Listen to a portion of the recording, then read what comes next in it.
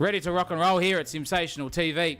Chris Munro is calling another stream here tonight, but I'm your host, Zach O'Reilly, and boy, oh boy, are we pumped here tonight. We are at Brands Hatch, and it is round 8. It's not the final round. We've got a bonus round coming your way as well here for Sensational TV and AK Racing, but Brands Hatch, the penultimate racing of the series in the calendar of the V8 Supercars. We're off to Laguna Seca next week for a double header.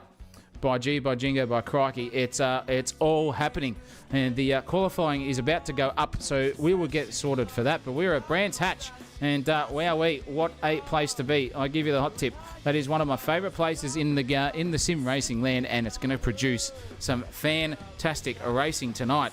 And you can see here with our driver standings, it's all heating up. We have got an absolute pearly here at this point in time of a championship. Alex McEwen. Loving life there at the top with his teammate Nick Mallor in Project 4 right behind him. James Claypole in third position there too. Matt Cotter fourth. Have switched places, Matt Cotter and Claypole. So a big move in the championship battle there as well. Brandon Pearce is Claypole's teammate, and he is in fifth position there. Scotty Garrick in sixth. Harley Marshall in seventh, switching places there. So a bit of change there as well. And then the Pinecone with Lachlan Grant ready to rock and roll here in ninth place. And Jack Fergo, the younger of the Fergos, having a rip snorter of a time because Andrew is on the ocean somewhere sailing the high seas, the old angry Scotsman himself out there as well. Andre Elliott and Fabian Fitness, all movers up there as well. And Stephen Marsden missed last round too, so that's not the ideal place for him to be. And other than that, everyone below him, McFadden, Nielsen, Cook, Schmerl, Ferguson, the proper, have still managed to keep themselves in there and have joined one position up, with Jesse Marshall dropping down and Banana Rama there in 20th. The team standings, however, are a different story. Project 4 dominating 600 points away from everyone in the grand scheme of things. They are dominating this championship. Monster Energy Racing in second as well. And I'll tell you what, when it comes to the sensational sort of esque we would hope, I'll tell you what, it's massively underrated in that department are those gentlemen at this point in time. Let's see what we can get into here. The server has just decided to drop out on me, so that is not ideal. Not ideal at all. But I reckon by the time we get that sorted, let's get it all underway here for the AK Racing's V8 Supercar stream. I'm excited for tonight. All of our viewers are sitting there ready to go. Cannot wait. And it is always going to be good. There we go. Hopefully the voice audio is a bit better now for everyone, and we'll keep it at that level for now. Maybe I'll just turn that down a little bit there. That might help in the grand scheme of things. But nonetheless, let's go racing here for the Bathurst 12 hour, the Brands Hatch Sensational TV. Let's get it up for quali in just a few moments.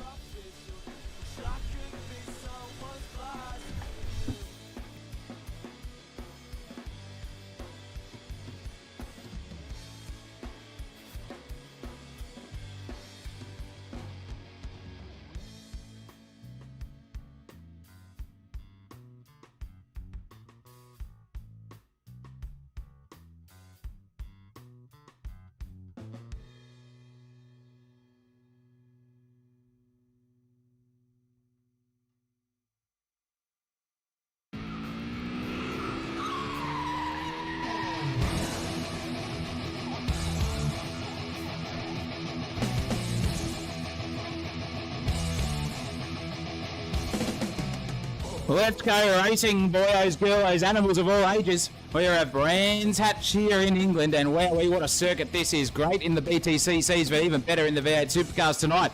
3.9 kilometres of absolute dead set fed into the department action. 9 turns, 13-minute qualifying coming our way very shortly. 19-lap race 1 coming our way. No pits, no mandatory compound change either there too. The race 2 is a top 10 reverse grid of race 1, so get yourself into the top 10, boyos, and we'll be ready to rock and roll. 36 laps there, and it's looking fantastic. I'm getting kicked from the server every single time I try to get in. Not too sure what's happening, doesn't matter about that. The action is still there. 12-lap sprint with for race 3 as a mandatory super soft tyre compound, and our fastest guy in practice is the man by the Pinecone. incredible stuff. That is definitely something to behold there for the Pinecone. 1:23.5. And looking very, very racy indeed. Isn't it the perfect day after 11 and a half hours of streaming when the just, I guess from here forth, it just does not want me to join the game. It's incredible stuff. We'll be getting up there, don't you worry about that. Once that all comes to fruition, I can guarantee you, not sure what it does when it kicks me. I don't know what's happening, but we'll find out in a very short second. I think a lot of drivers are having that issue also. So we might check back in here in the grand scheme of things with everyone in driver's land. But a lot of guys cannot make the server at this point in time. So I'm not sure what is going on. I'm still in there at the moment. So let's see what we can bring up before I get kickaroonied from the server. Let's bring up what we can see on board here. And we'll see what happens in the grand scheme of things. I'm not too sure at all. Let's get this car sounds going. There we go. We are up and running here for the time being. I can guarantee you that. Let's see if that's working now. Looking very, very nicely here. I think we're in at the moment. 8 minutes and 45 seconds left in the qualifying session. Wowee. What a amateur performance so far from yourself. But don't worry, Alan Nielsen's still driving around there, having a jolly old time at this moment. That is a cracking looking livery there from Mr. Nielsen too, I tell you what. Driving the wheels of that Falcon. And everyone's just circulating nicely. A couple of new guys in the field here tonight as well. We've got Krishna Elliott, we've got Tolan, we've got Mr. Moore is in here. Brandon Pearce is back in as well. Nathan Smith as well here in the Nicholas Smith, sorry, in the Bottle Falcon, looking very, very nice indeed too. And it's going to be interesting to see what these guys do for the remainder of the race and for the sessions tonight. Jason McFadden, however, is a man on a mission. This guy does not take any prisoners and loves it when he's on the grand scheme of things in the Volvo. That car was planted for one of his teammates last week as well. And looking very, very racy indeed was Jason McFadden. Ian O'Brien's put the first decent lap on the track at the moment, but the chef has come through and gone whooshka. Thank you very much, Mother, for the rabbits there. Looking very, very nice there at this point in time is Hayden Cook. That car also was very, very planted. Not for long, though. Harley Marshall's gone 143, so a fair way off the pace at the moment here for all our drivers. Just getting their eye in. 126 is the predicted time there for Harley Marshall. So Marshall Brothers Racing ready to go. Look out in the chat. Thank you very much, boys, for joining. This is sensational stuff. Hopefully some of our viewers come across from the other end. And at the Bathurst 12 hour, we just saw it ESO still going at the moment. That will nearly be done and won in about 18 minutes time, I think. And it'll be interesting to see what's happening there. But Harley Marshall on a charge at the moment. The iron rod, Claypole, bang. 123, 858 for James Claypole. He was complaining all week, this bloke, about how his car felt. And nothing to be seen here, I can guarantee you that. Looking very, very nice indeed there, that's for sure. And we wouldn't have to worry about the iron rod's pace. He's always there. He's always up there and abouts, and be it at some sort of competition, he just needs to keep it on the track for now, and that will keep him there. But we'll see what the iron rod can do. Lachlan Grant's not far away. Only 0.3 of a second away between those two guys. So we can see here the deltas at this point in time. Let's get that timing tower doing the correct thing. There we go. That's the gap. 0.2 of a second at the moment between Grant to Claypole. Half a second between McFadden and Nielsen. Now, bang, here goes Harley Marshall too, just there as well. Alex McEwen is not circulating at the moment at the back of the grid. Not getting invited into this competition. He knows what's on for him if something comes a proper, that's for sure. Holy cowabunga. But nonetheless, looking very, very nice there for this man himself, James Claypole, still circulating around nicely. Very, very nicely indeed, I can guarantee you that. And he will be wanting to keep that lead in P1 at this point in time. And we will see what he can do. Qualifying has been reset, ladies and gentlemen, by the server. Wowee. Let's see what happens there. That is interesting. Everyone is now going out and we are resetting for qualifying here. The race director has decided to restart the session based on some connection issues there as well. So why not get down there Let's see what the action is looking like. Oh, geez, look at all those cars there. Just a gaggle of sensationally looking, good-looking cars. I can give you that sort of style. And I'll change this filter here. I'm not too sure why it looks very bad. Let's go back to that and see if that helps me on the stream and better for you, gentlemen and ladies there. Looking good to see Fame and Fitness in the chat. Let's go, Cotter. The fence warmers. Come on the rang out, boys. Get going. That's better there as well. Mr. Zhao Longbrawler is giving me the tip that it looks a bit washed out on the audio side. Am I any better at the moment? I hope so. Please give me some feedback. And good afternoon to Ron as well. Good to see you in the chat as well. That looks a bit better on the stream at the moment in comparison. So, looking very nice. We're waiting and ticking down here for qualifying to start. And I'll give you the hot tip. These boyos here are rip snorting, ready to rock and roll. I can guarantee you that. That is for sure. Not sure what is happening, but these guys are looking for a bit of an advantage there. And I'm excited to see what we can do here for Sensational TV's qualifying session here at Brands Hatch. It's going to be very, very interesting, that's for sure. And I reckon we'd be on like Donkey Kong for the rest of this qualifying session coming our way as we tick it down. The timing tower is just absolutely having a mare at the moment. 13 minutes left to go here in the session. Let's fix that for you so you can see the full icon there as well. Where are we? That would be this one there. What are your predictions in chat for the qualifying? Scotty Garrick's got a bit of a fan base sitting there. Guy Duff cheering him on at this stage for qualifying. Wowee, what a place to be, what a place to see as well. And it's looking very, very nicely. I can give you that. Let's move this leaderboard over a little bit if we can and see what we can do. That disappears, and now we can sort of move it just a bee's whisker away that side as well. Let's see if we can get that AK Racing thing moving across. There we go. Look at that. A lot better there. 12 minutes ticking over. As soon as this 10-second marker is out, we are off and qualifying here. Full grid, 27, 28 odd cars. Where do you find them? You find them here at AK Racing, that's for sure. And we are looking at a very angry gaggle of cars. Brands Hatch is a testament to everyone. The red flag is waved at this moment. We will wait a couple more minutes here just to get qualifying for now. Okay, James Claypole is out front. Oh, looks of it, or is that Brandon Pierce? Let's have a squizzo and see if it is Brandon Pierce or not. It is. Pierce's going to head us out here. And what a car, what a go, man. What a man. Look at that wheel spinning at the moment. Just, clutch it out there, Pierce. For goodness sake. What are you doing, man? Not sure what you're doing there, but either way, it's working. That's all good. Not to worry. It's still making him sit there for now. Scotty Garrick's in the chat, ready to rock. This is going to be a very, very nice time at this moment as well. Oh, I'm excited. I'm very, very excited here for this qualifying session. 11 minutes about to tick over. Is that going to be the green light that we need here? We have got Andre Elliott inside. Stephen Marsden there.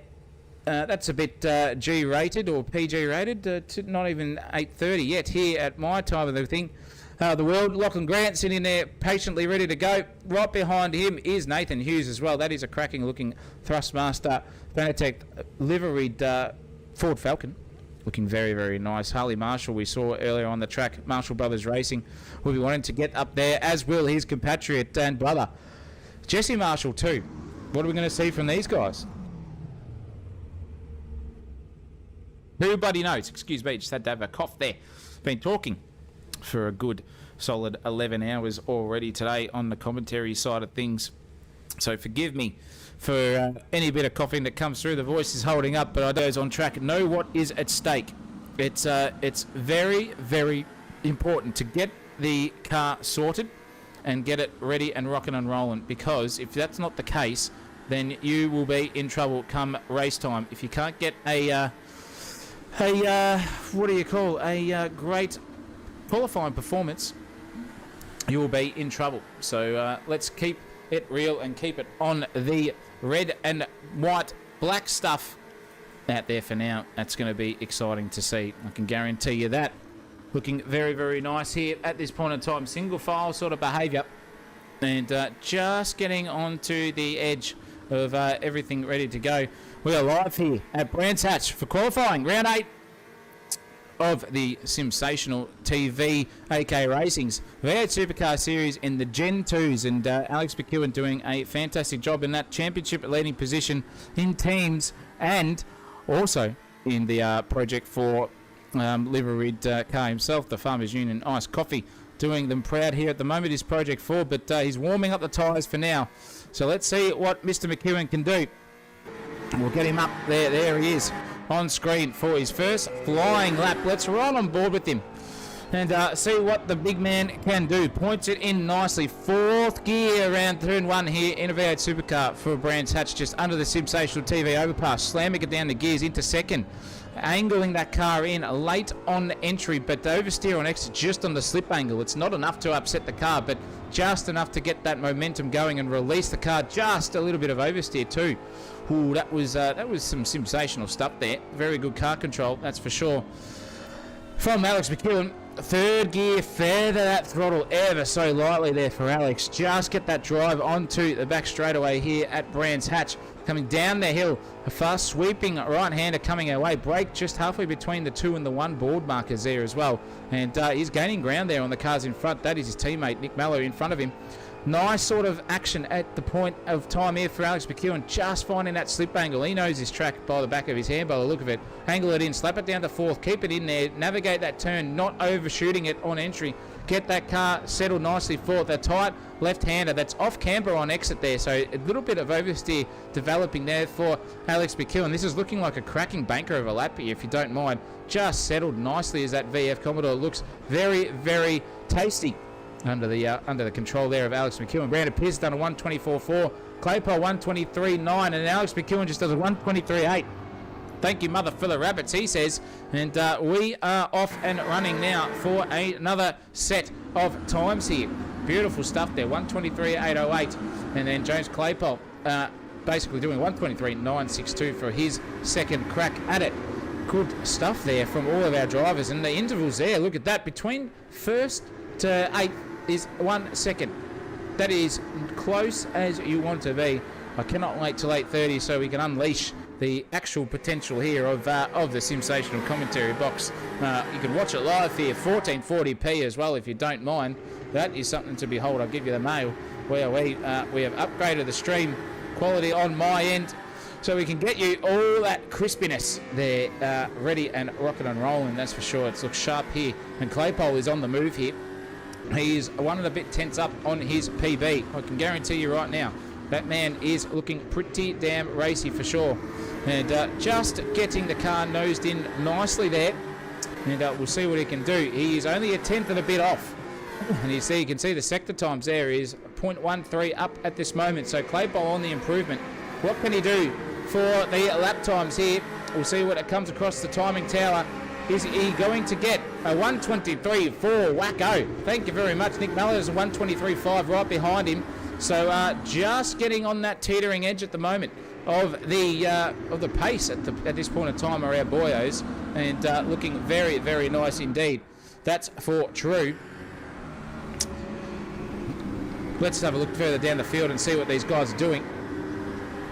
We'll see what Harley Marshall's doing at the moment. He is in 11th. That is an Autobahn Commodore off the road there and getting out of the way of everyone. Don't you worry about that. That will be a blue flag situation. You can see the drivers on the timing tower. 5 minutes left here in qualifying. Already green and purple sectors are setting the board alight at this point in time. James Claypole doing PB, so is Nick Mallow. Alex McEwen hasn't done any better at this stage. Ooh, now they've just dropped off a little bit as they enter the second timing delta. And that's basically where you would expect them to be.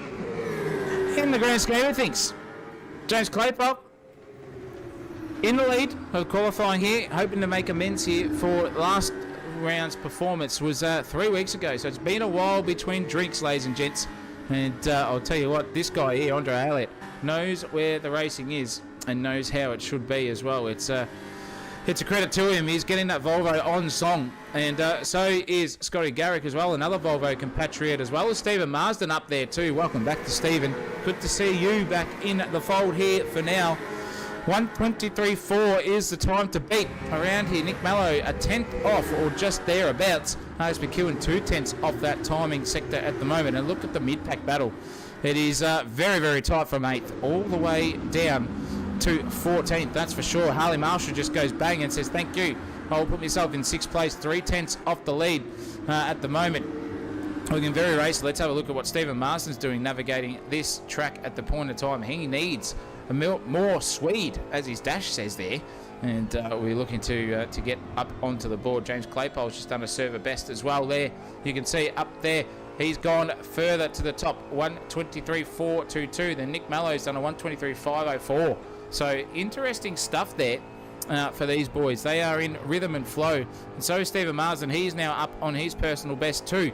In purple in the first sector, so faster than anyone else. Up to 10th and a bit on his PB. Just losing a little bit of time there on the nose at the moment. Looking for a bit of improvement. Slap it down into 4th. Stephen Marsden get the car pointed and turn wide. Just found a bit of time, but then too hairy on the loud pedal and just lost that momentum there. He is neck and neck on his PB at this point in time, and it's going to be interesting to see what he comes up with at the moment. Stephen Marsden rattling around, found a 10th and a bit there on entry. Just lost it on the exit, only a 10th and a bit. This is going to be close. 1:23.8 on the board here predicted. That should bump him up a little bit. No, it doesn't. It keeps him in the same spot for Stephen Marsden. So very, very tight here at the top. 3 and a bit tenths between 1st to 6th. Wow, where's Brandon Pearce in all of this? On 1 second off the leader. And it is his teammate there too for Pearso. So he needs to get a wriggle on. And he's finding his teammate there as well. Going to be very interesting to see what Brandon Pearce can do. He's already 3/10 down with 2 minutes left. He's going to have to get a wriggle on here. This is going to be surely his last out lap and then 1 push lap left for Brandon Pearce here in qualifying. That could be interesting in itself. For Brandon Pearce, he's going to tell James Claypole to get out of the way because he's found a bit of time there. Just losing that rear end on exit, and that's just how hampered him only minusculely, but it's okay. He'll be fine. I'm sure he will be fine. It will the big man be, but that's okay. Look out, Brandon Pearce. The Claypole has got out of his way to release him. So, bit of inter-team orders there for Brandon Pearce, and he will now get a chance to release himself. Where's the chef? The chef is down here in 17th, cooking up a storm in 15th now, cooking up a storm, and a lot of people are exiting out of the server, not having a good time or just thinking that's it, I'm all done anyway, so I might as well jump out. And the chef now wanted to up the pace. He is half a second up on his personal best, 1:24.7. That will jump him up a couple of posies there. Not too sure how many it will be, but the times are tumbling. You can see them flocking through there on the board above you. And it's fantastic to see this from the chef. He's cooking up a storm. He is 6/10 better all this time around. What is that going to put him? That's going to jump him up a fair few spots here for the chef. Let's see where that puts him as he crosses the line now. 40-something seconds to go. And the chef doing 1:24.918 is his PB. So looking very, very racy there at this point of time. Claypole has not been knocked off. And Nick Mellow's in the hunt. He's only 0.8082. Probably a second away. Alex McEwen 1.131 as well. And then Lachlan Grant, a bit of a gap between those two. It's 0.2 of a second. That HRT liveried Commodore with the Neon Knights flying around here in 4th place. And Brian's cousin performing excellently here in the qualifying session. Bloody good to see. 13 seconds left or thereabouts. And what are we going to see? We've already seen Marsden in the pits. He's had enough. Andre Elliott's had enough as well. Alan Nielsen's had enough too. And Mamoni's had enough also. Everyone else is pretty much on. We'll see what the timing screen is lining up here. McFadden is on for a PB 1:23.6. So that will be better than his PB. This could jump him up a couple of positions here. We'll keep going with him for the remainder of the lap. Let's ride on board and see what Brian's cousin is doing. Let's see what the big man can do. I am excited about this. What can we do here, Brian's cousin? Get it there, get it pointed in. He's lost all that momentum. That is a checkered flag out. James Claypole is the big winner. Qualifying. Race 1 coming our way. He will start first. Alex McEwen has bumped off his teammate Nick Mello. Unless Nick Mello has something to do about it, he can't do anything either. He is pulled out for now. So that is your top three. Claypole, McEwen and Mellow Yellow sitting there in third. McFadden crossing the line and getting a fourth place. Let's just quickly go to the pits and see what we can see here from everyone. That is your order there, ladies and gentlemen. Claypole, McEwen, Mello, Lachlan Grant, Jason McFadden, Harley Marshall in sixth as well. Matt Cotter in seventh. Scotty Garrick in eighth. Stephen Marsden ninth. And Brandon Pearce round out your top 10 here for race one coming our way.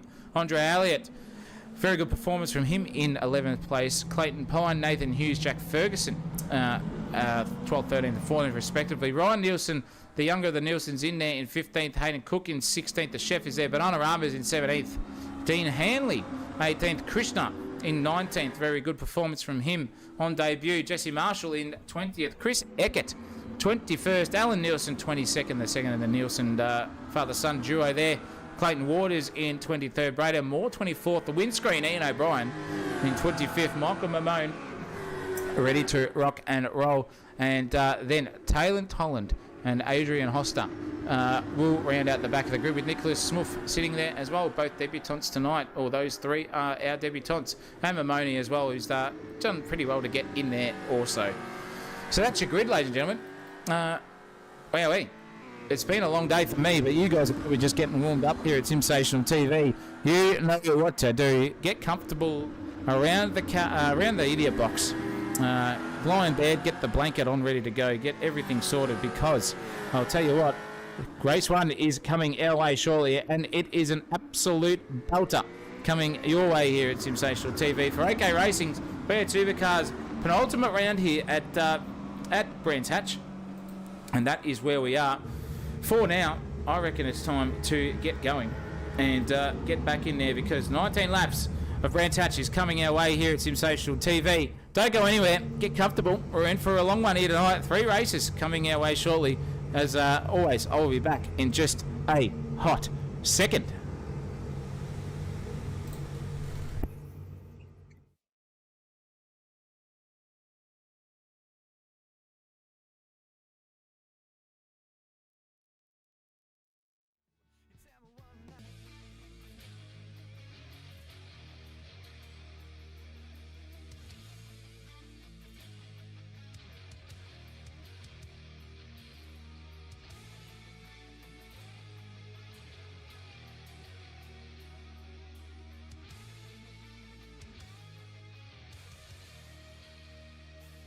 Just having a couple of server issues there, ladies and gentlemen. We'll be right with you very shortly here. Just sorting that out. On the real penalty side, just absolutely having a crap of its stacks for now. So bear with us and keep enjoying the music. We'll be back here shortly on Sensational TV. Thank you.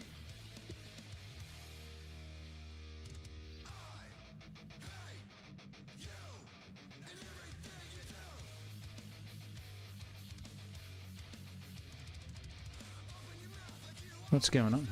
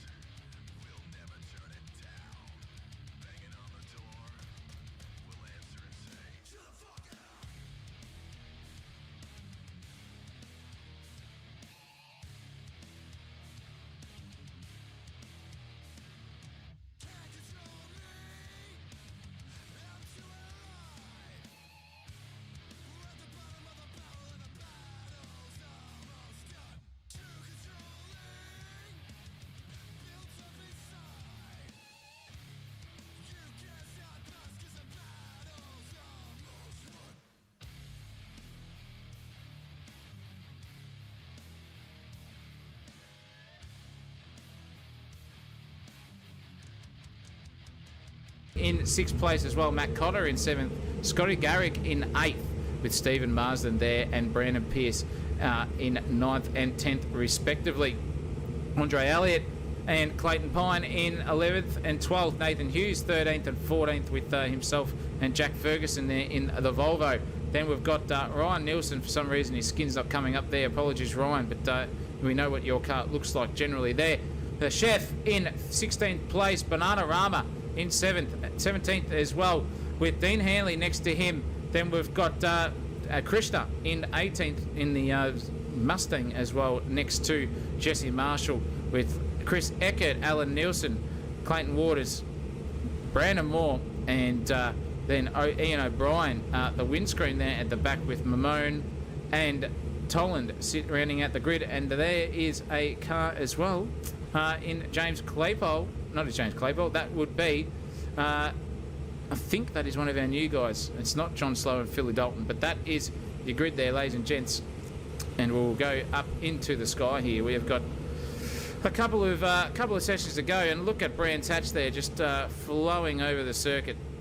Beautiful stuff there in the grand scheme of things. Those cars looking fantastic, and the safety car is there on the track as well, looking very, very nice indeed.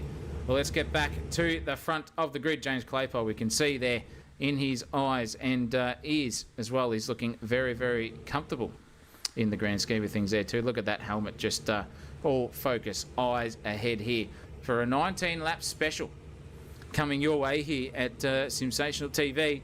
I'm excited to call it. My co-commentator Chris Munro might or might not appear in the grand scheme of things for the remainder of the race, but we'll see if he can jump into the mumble chat and get going.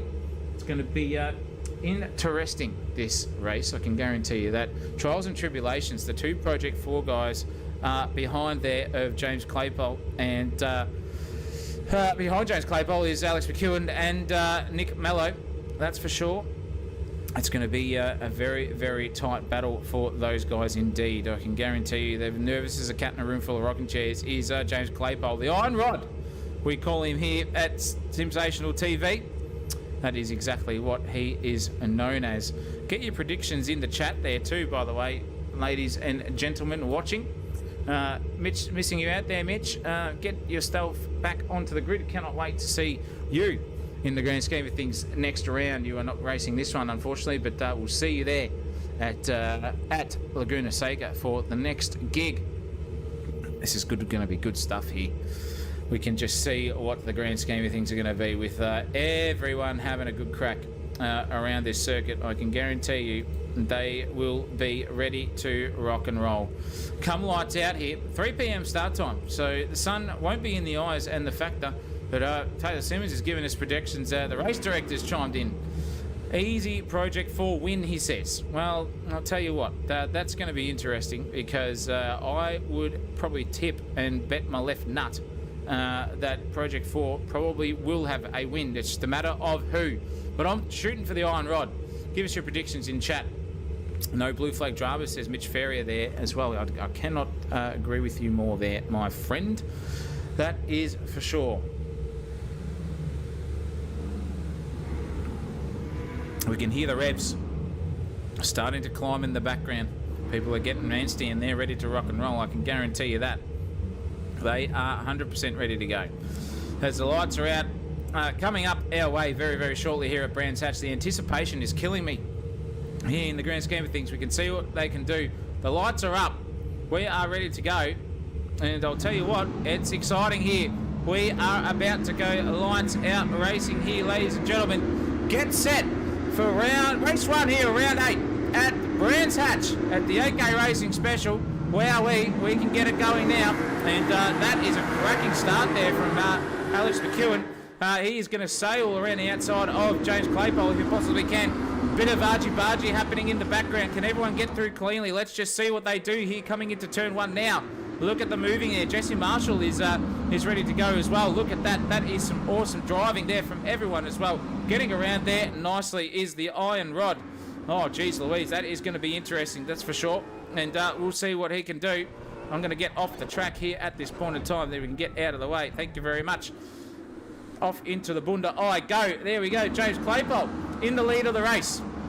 And that is going to be a very, very good start here for everyone in sundry. James Claypole leading 0.8 of a second from everyone in front at this point in time. Excuse me. The voice is dying, ladies and gentlemen, that's for sure. It's dying a slow death at this point in time. I won't want to be there, I can guarantee you. I reckon these guys will be looking out for some moves and shakes in the latter half of the race here. James Claypole has galloped away, just sailed on the super soft compound. Alex McEwen's voted for the soft tyre, and I reckon at this stage it's going to be a battle of attrition because Lachlan Grant is now coming up the back here of Alex McEwen too. Let's ride on board with him and see what it's like. The blue light in the background there just doing its thing to keep Harley Marshall, Lachlan Grant awake for the racing tonight. It's a bit of a late one for our Kiwis as well. So it's not looking too bad there at this point in time. Not sure why the van would be on the track there as well, Turks, but it doesn't look like it's in the way at this moment, so it should be fine for everyone else. I'm not even in the van, I'm in the Merc, so that's cool. Brandon Pearce circulating in 7th place at this moment too. Looking very racing. Matt Cotter has got in front of him, I would say, here to start. But super soft tyres for Brandon Pearce. Looking very, very racy at this stage is Brandon Pearce, I can guarantee you. And he will be wanting to make some amends on the back of Matt Cotter. Fierce competitors they are, that's for sure. But I'm not sure if Matt Cotter is looking for a light fuel load here on the softs just to get into a rhythm and get the practice in for the big one coming our way shortly. For the next race, which is 36 laps here, but 19 to go. And look at that. That is just absolute Titanic style. Bit of bump and grinding there. Matt Cotter not giving enough room there. Sends Brandon Pearce off into the bunda. Andre Elliott and Scotty Garrick having an absolute rip snort of a time here. Those two as well. Oh, Scotty Garrick pulled sideways and crossed up. He has lost a position and nearly runs into his compatriot of the Volvos in McFadden. So it's now rang out in 8th and 9th position. Wowee, what a cracker. That is very, very nice indeed from those guys. Whew, that was scary stuff there from the both of them. Clayton Pine, however, is circulating in 13th place. The Pine Cone just doing his best to keep out of trouble, and the laps are tumbling, ladies and gentlemen. 126s, 127s, 130s, 129s, 128s, whatever you want. It's all happening here at this moment. Lachlan Grant is right on the back here of Alex McEwen, and he's got Harley Marshall right behind him for company too, so the mirrors are full of a ZB Commodore, and then in front it is full of a VF as well. And Alex McEwen, just a bit of a cork in the bottle situation here, because those super soft tyres versus the soft just have a massive advantage there on the straights, and also in the grand scheme of things in the apex speed as well. Giving a bit of bump drop there is Lachlan Grant too. Wowee, don't want to get too close there, and hairy. Just a bit of server connection can send you guys inside each other, but Alex McEwen holding fat here. Massive cork in the bottle considering James Claypole is a good 4.5 seconds away up in front, galloping into the lead and just taking the absolute P155 for the night. That is awesome for stuff here. Look at this racing. Harley Marshall giving a bump and grind on the rear end there of Alex McEwen. Not giving anyone an inch at the moment is Lachlan Grant, I'll tell you that. And it's going to be on like doggy gong here down the front straightaway. Surely a bit of suckage here. Are these guys going to get enough racing room to each other? Lachlan Grant just sails it round the inside, and he's going to get that job done, I think, because McEwen's going to fight it tooth and nail, but the apex speed of those super soft tyres and on the advantageous side of Brands Hatch here coming up into turn 2 is exactly what we want to see. And also Harley Marshall goes straight up the inside as a consolation prize there for Alex McEwen. He says, piss right off, mate. I'm galloping up the road and taking that P3 off you. So the soft tyre runners will be coming better off at the end of the race, because super soft tyres don't really last 19 laps. I can guarantee you they last about 7 or 8 at the most. And it's a battle of attrition here. Old VF versus new ZB Commodore. The Peugeot versus the genuine Aussie build. And a Peugeot just straight around the outside there. Harley Marshall, Marshall Brothers Racing. Ron Marshall going to be absolutely stoked with that. That is a second place get for Harley Marshall, and cleanly done too. So off here we'll gallop into the distance unless Lachlan Grant has something to say about it. And these cars looking on fire and on song. The other ZB versus VF duo here, I can guarantee you that. And looking good at the moment for the two of them. Brandon Pearce is now catching up to the back here of Nick Mallow. Excuse me, ladies and gentlemen. Nick Mallow is there on the soft tyre, so that super soft advantage is falling by the minute at the moment because 5 laps down out of 7 where they're good, and that's what that word on the wire is. They're only good for 7 laps, and then it's a tippy-toe from now. It's going to be a tough feat for our super soft tyres. Maybe everyone sort of looked at it and gone, I could go a soft at the start and then hit maybe for a super soft at the end, and there's some alternate strategies going on there as well. Very, very interesting, I can guarantee you that. But I've missed these cars. I'm sure you guys at home and girls have missed that as well. And here goes Brandon Pierce. He's got the run. He's got the line. Taken 5th place off Nick Mallow. Nick Mallow's going to go for the switchback though, but it won't matter because Brandon Pierce has got the inside run into the next corner, which is a right-hander down the back straightaway here underneath the bridge where Johnny Herbert nearly died, lost his legs nearly back in those days in a Formula 5000 car, and navigated nicely there by Brandon Pierce. So just you can see the gap there difference, and Matt Cotter in the background having a good old tussle there with Andre Elliott. The gap of those super soft versus soft tyres is just starting to show a little bit evidence, and we will be ready to rock and roll. And I cannot wait because we have got the man, the myth, the legend, Chris Munro. Chris, if you come into Mumble chat for me, coming to post-race interviews, and we will be broadcast there. That is the only place I can get it to work, unless you want TeamSpeak again.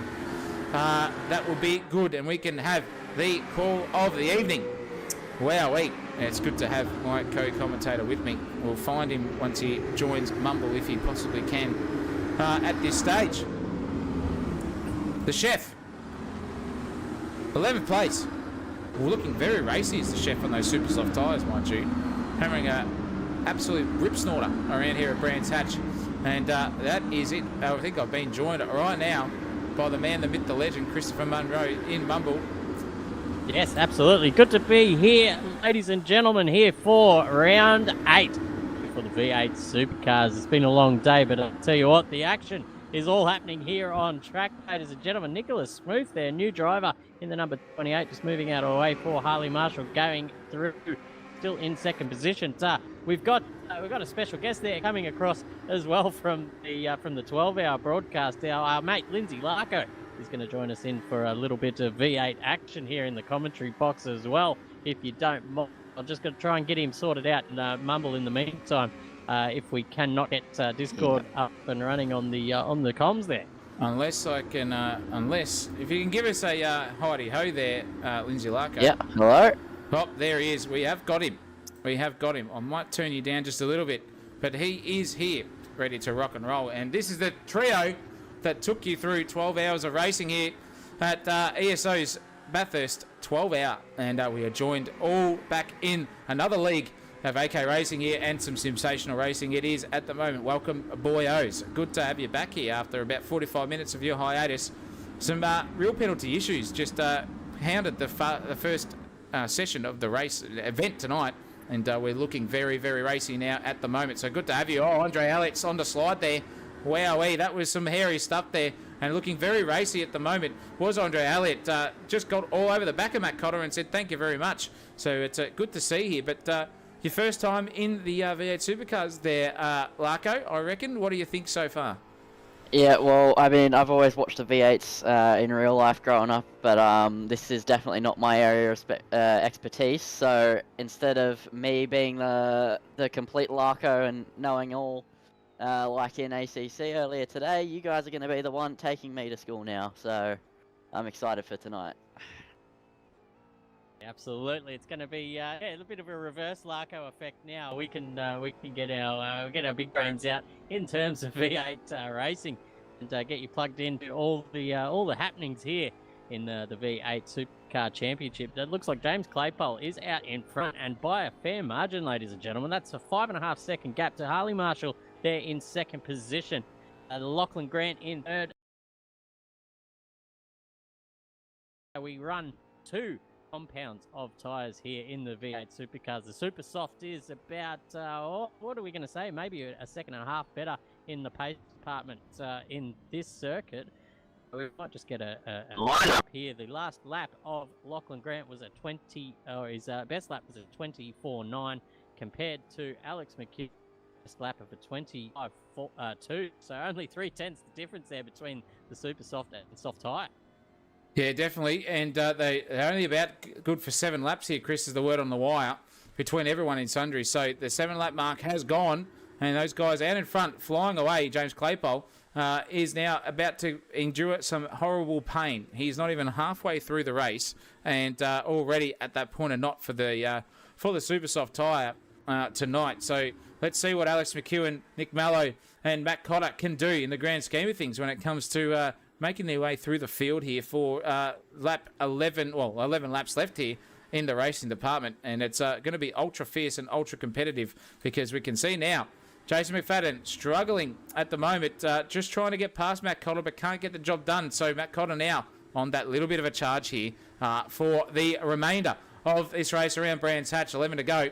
It's anyone's bet. Brandon Pierce has peeled into the pits, so that is him done on those super soft tyres. He's had enough, and it's already happening, ladies and gentlemen. And that is what we see in V8 Supercars. Bit of alternate strategy, and that is a pit stop done. What is McFadden going to do here on the super soft tyres? Whoa, looking up the inside, that is McFadden just giving Cotter an absolute whack into Druids there. Gee whiz, that's almost turned him around. Matt Cotter seems to have gathered it up, and he goes on his merry way. Jason McFadden getting a little bit sideways there as well. And I'll tell you what, is there a military pit stop in this race, Zach O'Reilly? I haven't had time to have a look at the racing formats for this week. So are these guys on the soft tyre going to go to the very end, or are they required to come in for a mandatory pit stop? They are not required to do anything, Chris. They can go on whatever compound they want. No mandatory pit or compound change. But, however, it is a reverse top 15 from this race into race 2 for the 36 lapper coming our way. So very important to stick yourself in that top 15 if you want to be anywhere at the front. And I'll tell you what, at the moment, Alan Nielsen is on pole position for the next one with 10 laps to go. And it could be anyone's guess here what they're going to do. I reckon these super soft runners just didn't remember that it wasn't a mandatory compound change. But who knows? Not too sure. That was a Vortex Falcon just sitting there waiting in the pit lane. Needs to get out of the way quick smart.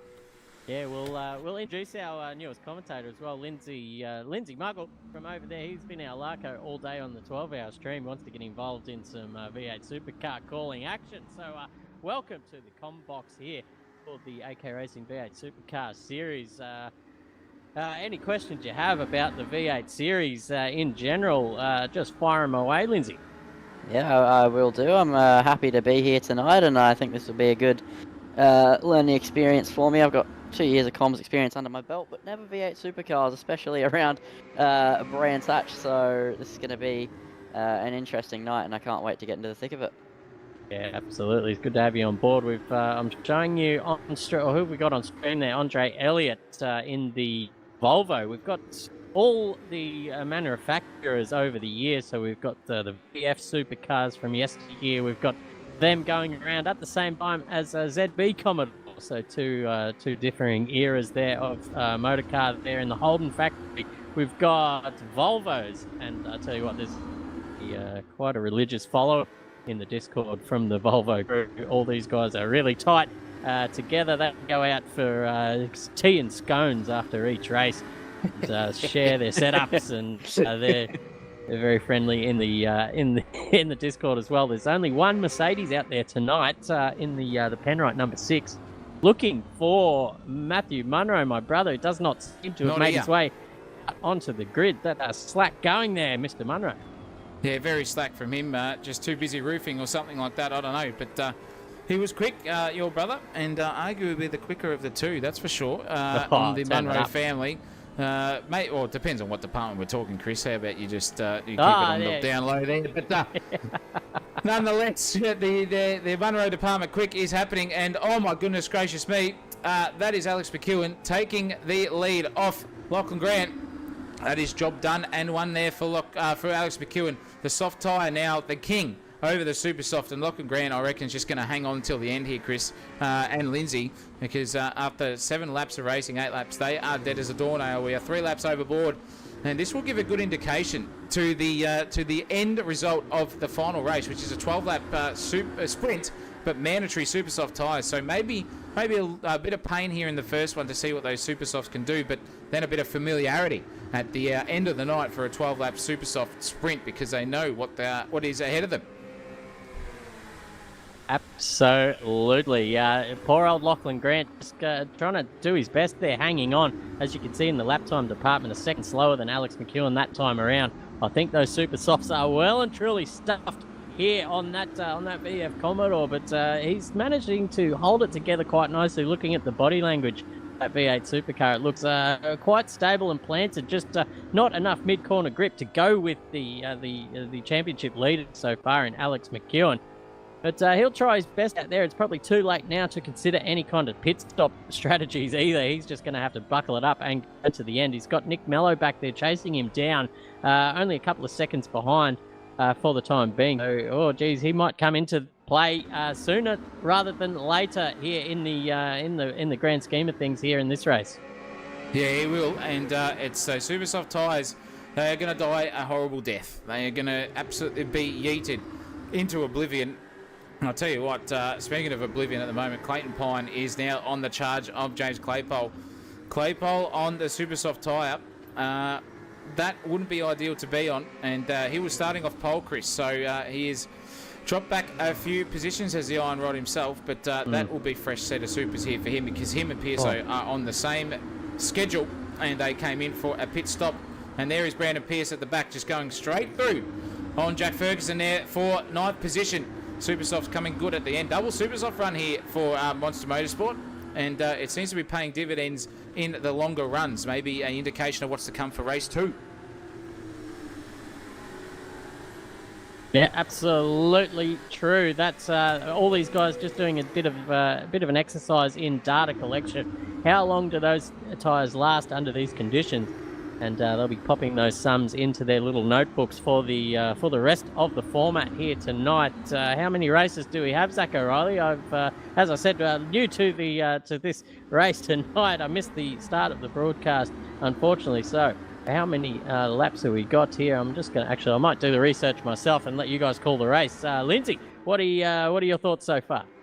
Yeah, it looks like a lot of close racing out there, strategy coming into play between the super softs and the soft compound tyres as Brandon Pearce just kicking the car out at the rear there in the Ford Falcon.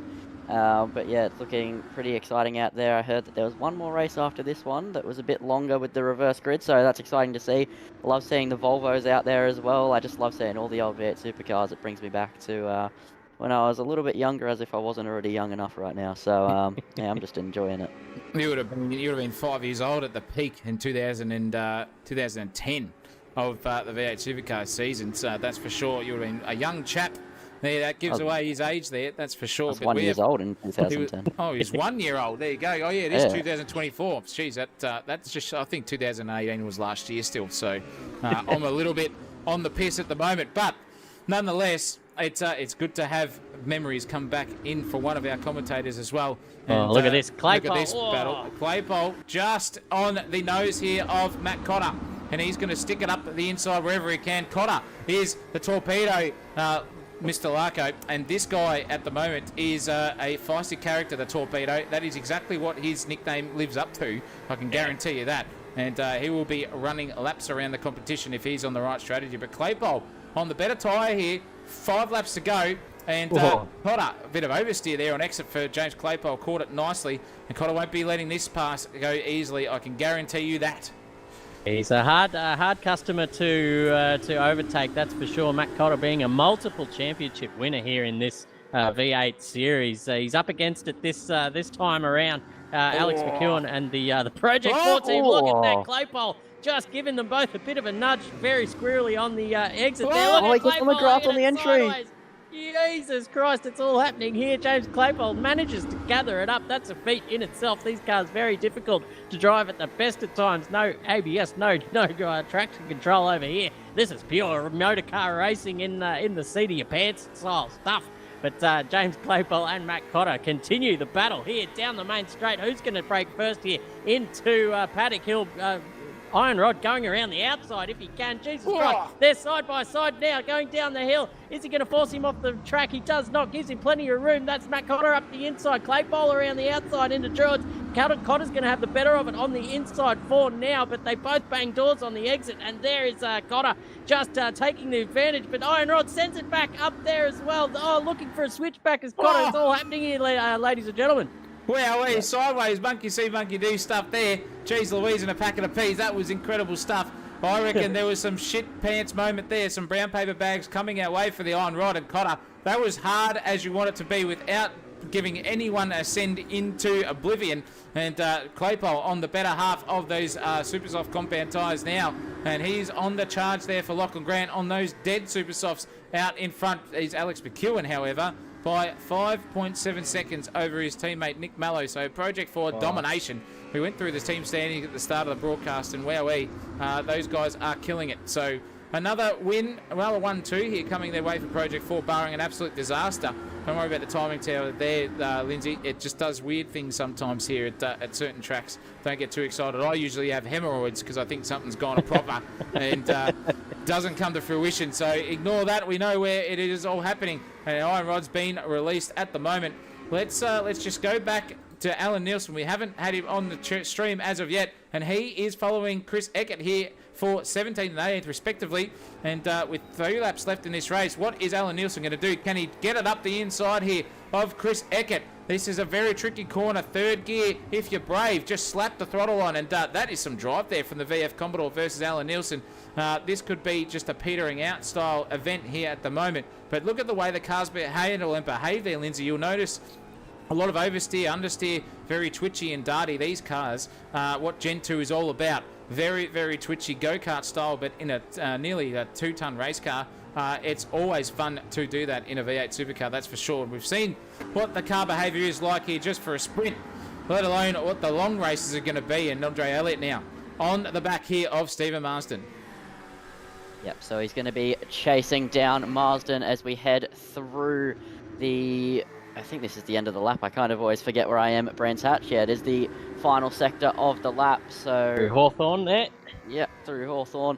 And now Elliott is right on the back of Marsden. It's Volvo versus Volvo here in the dying stages. 3 laps to go as they're about to complete the lap. Just 3 more corners to go. So through that high speed right-hander and now down the inside. And Elliott getting through on Marsden with a very brave overtake on the brakes, and now Marsden is going to try fight that one back as we head into the final corner, but McFadden is trying to get involved as well through the final corner. So all of the Volvos scrapping side by side here as McFadden trying to get it done in Paddock Hill Bend. So Marsden is going to drop all the way to the back of this train, and that is McFadden through before they get to the braking zone of Paddock Hill Bend.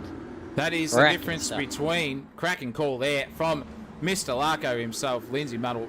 Fantastic driving as well on the ACC section as well. He is definitely a quick man, is Lindsay too, so he knows he's racing and calling it beautifully here for the first time. We've got nicknames for all these drivers here as well, Lindsay. You'll catch up on them. Jason McFadden is Brian's cousin. If you know who Brian McFadden is, you may be too young to know who Brian McFadden is, but he's lost it there, way too wide, and Claypole as well. Also, just coming off the circuit, and Cotter has been flouted too. That is all over for Matt Cotter. He will not be a happy customer underneath that. That was coming to fruition at some stage. We don't have replay function in AC. My goodness gracious me, that has been handy today for the Bathurst. But Matt Cotter absolutely sending it backwards and into the grid. 13th place, he won't be too happy about that. The stewards are going to have something to complain about from Matt Cotter, I reckon. Yeah, massive slap on the wrist coming the way of James Claypole there. Very just a bit clumsy coming up through that fast section of right-handers. Maybe just a little bit too close for comfort and colliding with the rear quarter panel of Matt Cotter's car and just sending him off into the bunda, hitting the fence as well to add insult to injury there. So Matt Cotter falling from grace, dropping about 10 positions there as well. Not ideal, actually not 10 positions, but it probably feels like 20 to him sitting in the hot seat. He's one of the more aggressive drivers on the grid, if not the most aggressive driver on the grid there, Lindsay. So he's a multiple champion and he's that for a reason. But I tell you what, he's up against it here today. We've seen some of the best drivers in the land, in the region, in ACC today in the GT3 cars, and now we're getting our feed of the best drivers in the land in AC in the V8 Supercars series as well. So these guys are unrivaled in pace across the land. You'll seldom find anyone that can outdrive these guys in these particular cars. But look out, the ex-teammates of Lachlan Grant and Harley Marshall are now getting stuck into each other with 1 lap to go, 2 laps to go, ladies and gentlemen. Looking very, very racy at the moment is Lachlan Grant. That is some driving and a half there. And just powers away from Scotty Garrett behind them. The two super soft battlers are there. But Harley Marshall is sticking fat and taking the advantage of those super soft tyres over Lachlan Grant. So that is job done and won there, I would say, for Harley Marshall. Lachlan Grant has not pitted, Chris, and has just been sailing around this whole time on those set of super softs. I'll tell you what, they'll be singing to the high heavens to get the hell off those rims and finish this race. We are on the last lap, and the man amid the legend, Alex McEwen, has dominated this race. 7.1 seconds. I'll tell you what, that is fair and square on fire, and he's just doing it too easily there and leading the championship as well. So good start here for Alex McEwen at this point in time. We'll see if we can get back to any action. I don't think it's going to happen here between Claypole and the Pinecone. Between now, he's still got a fair bit of racetrack to go, has James Claypole, but he's a fair way away there, 7/10 of a second. Oh, hang on, Scotty Garrick here is right up the inside there of Lachlan Grant. Lachlan Grant's gone wide, and that is it for Lachlan Grant. The super subs died, and he's still going. He's still losing it. He's going to lose everything. Oh, no, Lachlan Grant, eat your heart out, just stopping and gaining whatever momentum he possibly can. He's going to lose 9th position here too. Andre Alex going to sail around the outside. He's given up the ghost as Lachlan Grant. That was an experiment from him, and it did not come up trumps at all. And that is the end result. As far down as 13th or 14th, I reckon, by the time it is. But Alex McEwen has crossed the line and taken first place. Done and won. Nick Mallow, his teammate, in second. Project 4. Thank you very much for the rabbit, said Project 4 Racing. And Harley Marshall, a podium. Ron Marshall is going to be very, very happy. The strategy did work well there. Scotty Garrick, a sensational drive in 4th place. Clayton Pine in 5th. James Claypole and Brandon Pearce, line astern for Monster Energy Racing in the 2nd position for the team championship.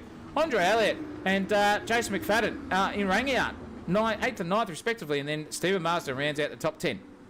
Yeah, cracking stuff there from the boys. And I'll tell you what, special mention to Harley Marshall there. He's been watching on in the chat all day over in the 12 hour. He's jumped into the supercars and nabbed himself a podium there in race 1. Fantastic stuff, really cheering on that effort indeed. Young Ferguson there in 11th position in the Volvo. He's be happy with that, but I reckon he can do better. Matt Cotter will be absolutely fuming, and he's let himself out of the server. Quick smart as well, probably to go and throw some cold water on his face to cool off. Hayden Cook in 13th position. We're going to throw it over to Lindsay to go through the rest of the positions there. Hold on, where did you get to? Hold on, I got so lost there, if I'm honest. That's all right. We're up to Lachlan Grant there on Lachlan Grant on the getting P14. Then how do you say that? Banana run, mate. Vanishik. That's it. Yep. Vanishik getting P15. Then you have Ryan Nielsen getting P16. Then you have Alan Nielsen in P17. Then you have Chris Eckert with the P18. Then you have Jesse Marshall with P19. And then you have Clayton Waters running a Cam Waters Monster Energy livery. I love that. Very in confusing. P20. Then you have O'Brien in P21 in the Mercedes. Not a bad effort for a car that, at least in real life, is not the most competitive of all things, but he gets it done still in P21. Not bad, as we see Aditya Krishna in Sounds good to me. P22. And then you have Dean Hanley in P23, followed by Michael Mamone, and then Braden Moore in P25 to round out the grid. Yeah, wow, where do you find it? Cracking stuff there from the super coach himself. 25 plus cars, Nathan Hughes, Nicholas Smith, Taylor Tobin and Adrian Hoster ran out the 29 positions and 29 cars on the grid. And we have got a podium and a half there, I can tell you that. Let's go and have a look at them. Alex McEwen is sitting there ready to go. We'll get the chopper cam in very, very quickly as we fade in to our podium getters. Project 4, 1 and 2 there. Great driving by all of them in sundry. And then we've got Harley Marshall in third place. 2 VFs and a ZB round out the podiums. 3 Holdens, 1, 2, and 3. I'll tell you what, if you're a Hong Lions fan, you'd be singing to the high hills. That's for sure. Yes. Managing to get the job done in the big dance as well. Up the mighty Lions. We are the pride of Espertown. And I'll keep singing that all this year and next year up until September. Hopefully we can do it again. Up the Lions. Up the Lions, that's true as well. But up the Pussycats as well. Go Geelong. But that's your race one. One and done. We have got another one coming your way, and then another one after that. 36 laps coming our way here for race 2 at AK Racing's V8 Supercar. That is race 1, one and done. McEwen, Mallow, Harley Marshall are your podium getters, and it's a reverse top 15. So Banachek, or Bananarama as we call him, will be starting off the pole position with Lachlan Grant right next to him. Lachlan Grant won't be too upset about that, I don't think, after his performance bar the last lap coming our way. So, you know what to do, ladies and gentlemen. Go and get those condiments refilled. Get the shapes out, get the Canara on, and, refill those beverages. Maybe get on some red cordial. We are well and truly into the red cordials now, you can probably tell. We will be back here at Sensational TV in just a few moments for race 2 here at Brands Hatch of the V8 Supercar Series for AK Racing.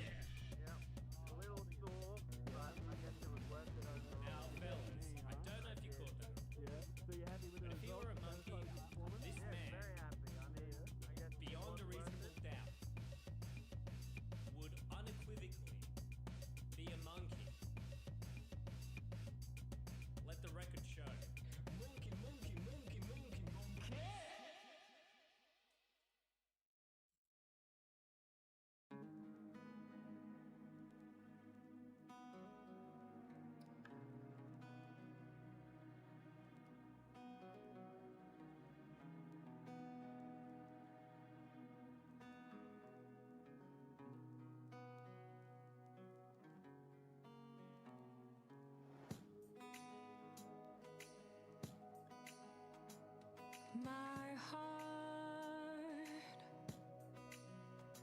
it burns. Breathe me in. Wait,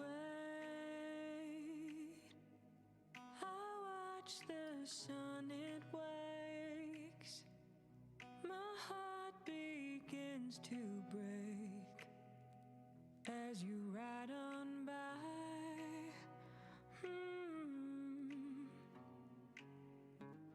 I watch you through the night, your heart enraptures mine. My heart begins to sigh as you ride on by down the road. I see the lightning burn the sky. I hope you stay with me tonight. Old boots and horses in the yard. I hope we stay just where we are. Nobody knows my heart like you. Home, sweet home. There's no one in this house but you. You know the beauty and the truth. You know my heart is always yours. You know we'll stay right where we are till you come on back, boy. I'm with you.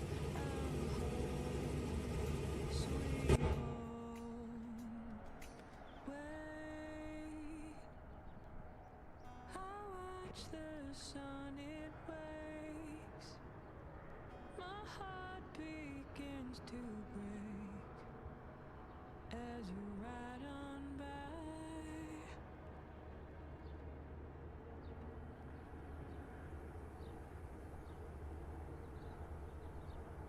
Lindsay Battle, Christopher Munro.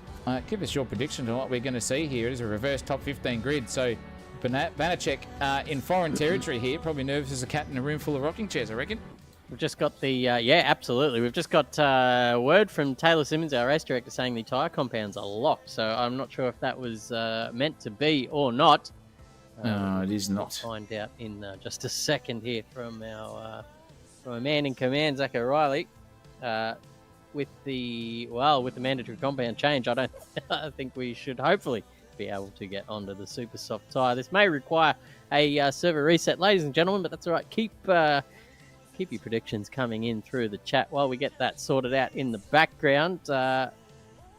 Obviously, AC are just a little bit more of a process to get things going in the back end server details. So little mistakes creep in here and there as the server is now shut down. All the cars just disappearing off the track, ladies and gentlemen.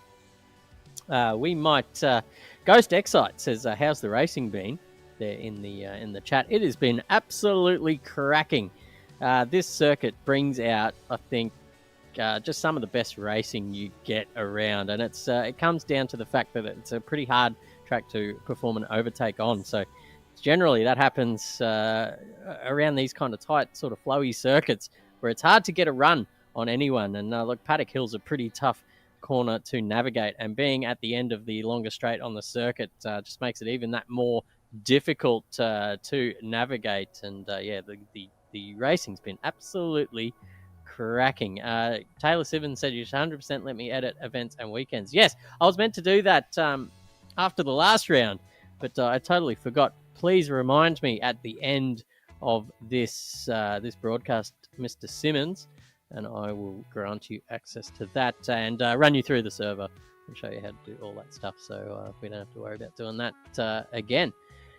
Double header, boyos, says the G-Duff. Good way to finish the season. Well, guess what? The surprise is, ladies and gents, that there is one more race to come next week. It's a special round that's been added on to this series, and it's going to be round 9 in the V8 Supercars next weekend at Laguna Seca. So the formats are yet to be released, but I know Lindsay's a big fan of that track. He might even make a cameo out there on the grid. Cameo appearance, Lindsay. What do you say about that?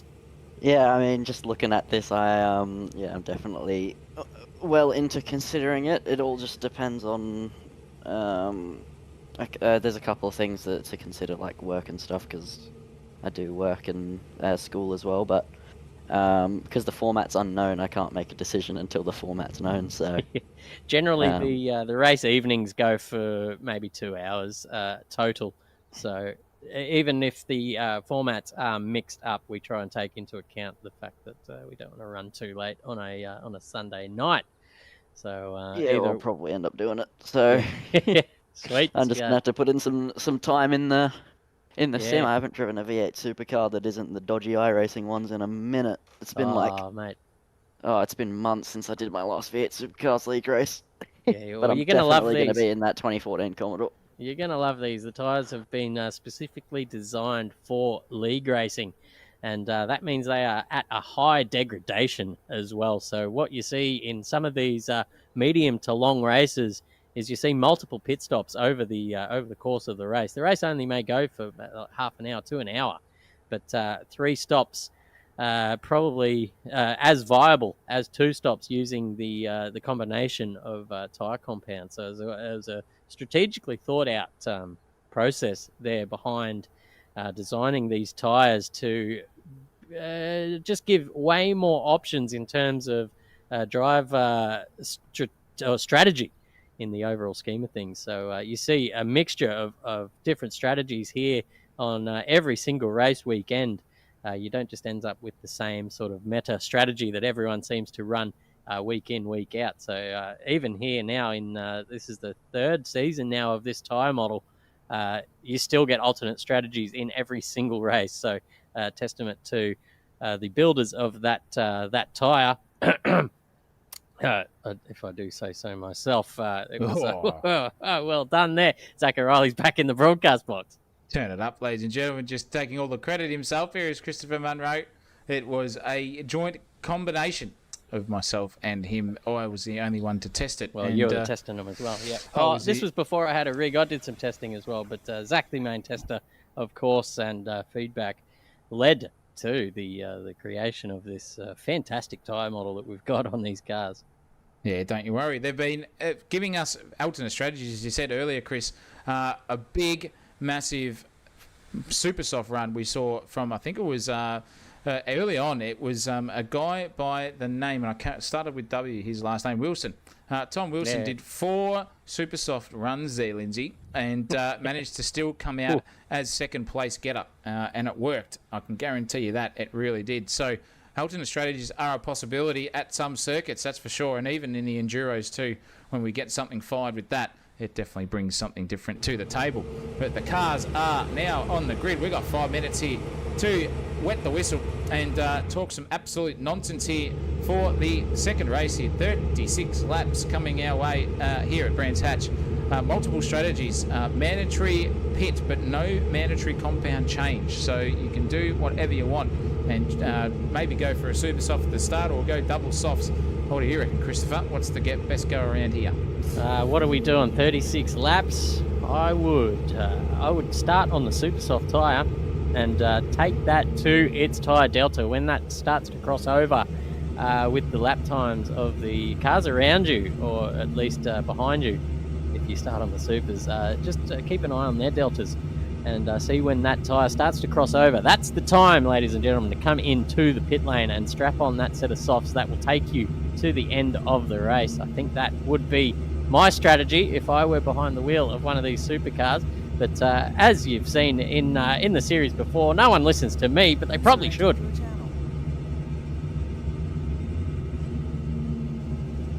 Oh, hello. Hello. Someone's, Yep, we're back. Someone has rocked up into this. Yeah, there's... Someone has rocked up, but they are muted, so that is okay. That's all right. Hopefully that person leaves. But keep going, Christopher. You're on a rampage there. It was good information. Yeah, no, absolutely. I think all I was saying is that's what I would do in that situation, knowing the strengths and weaknesses of each tyre. The super soft, very good off the starting line. So if you want to just get that advantage in off the start here, standing start in the V8 supercars, the super soft tyre is the way to go. But it's extremely high degrading, as we've seen in the info leading up to this second race. About 7 laps from what I've heard is the optimal grip range of these super soft tyres, and then they start to fall off the cliff. And as we saw with Lachlan Grant there towards the end of that previous race, they fell off the cliff and down into the valley and under the sea. He's made his way. A little reference to earlier on. Thank you very much. Sorry let's about not that. go back there. That's evil.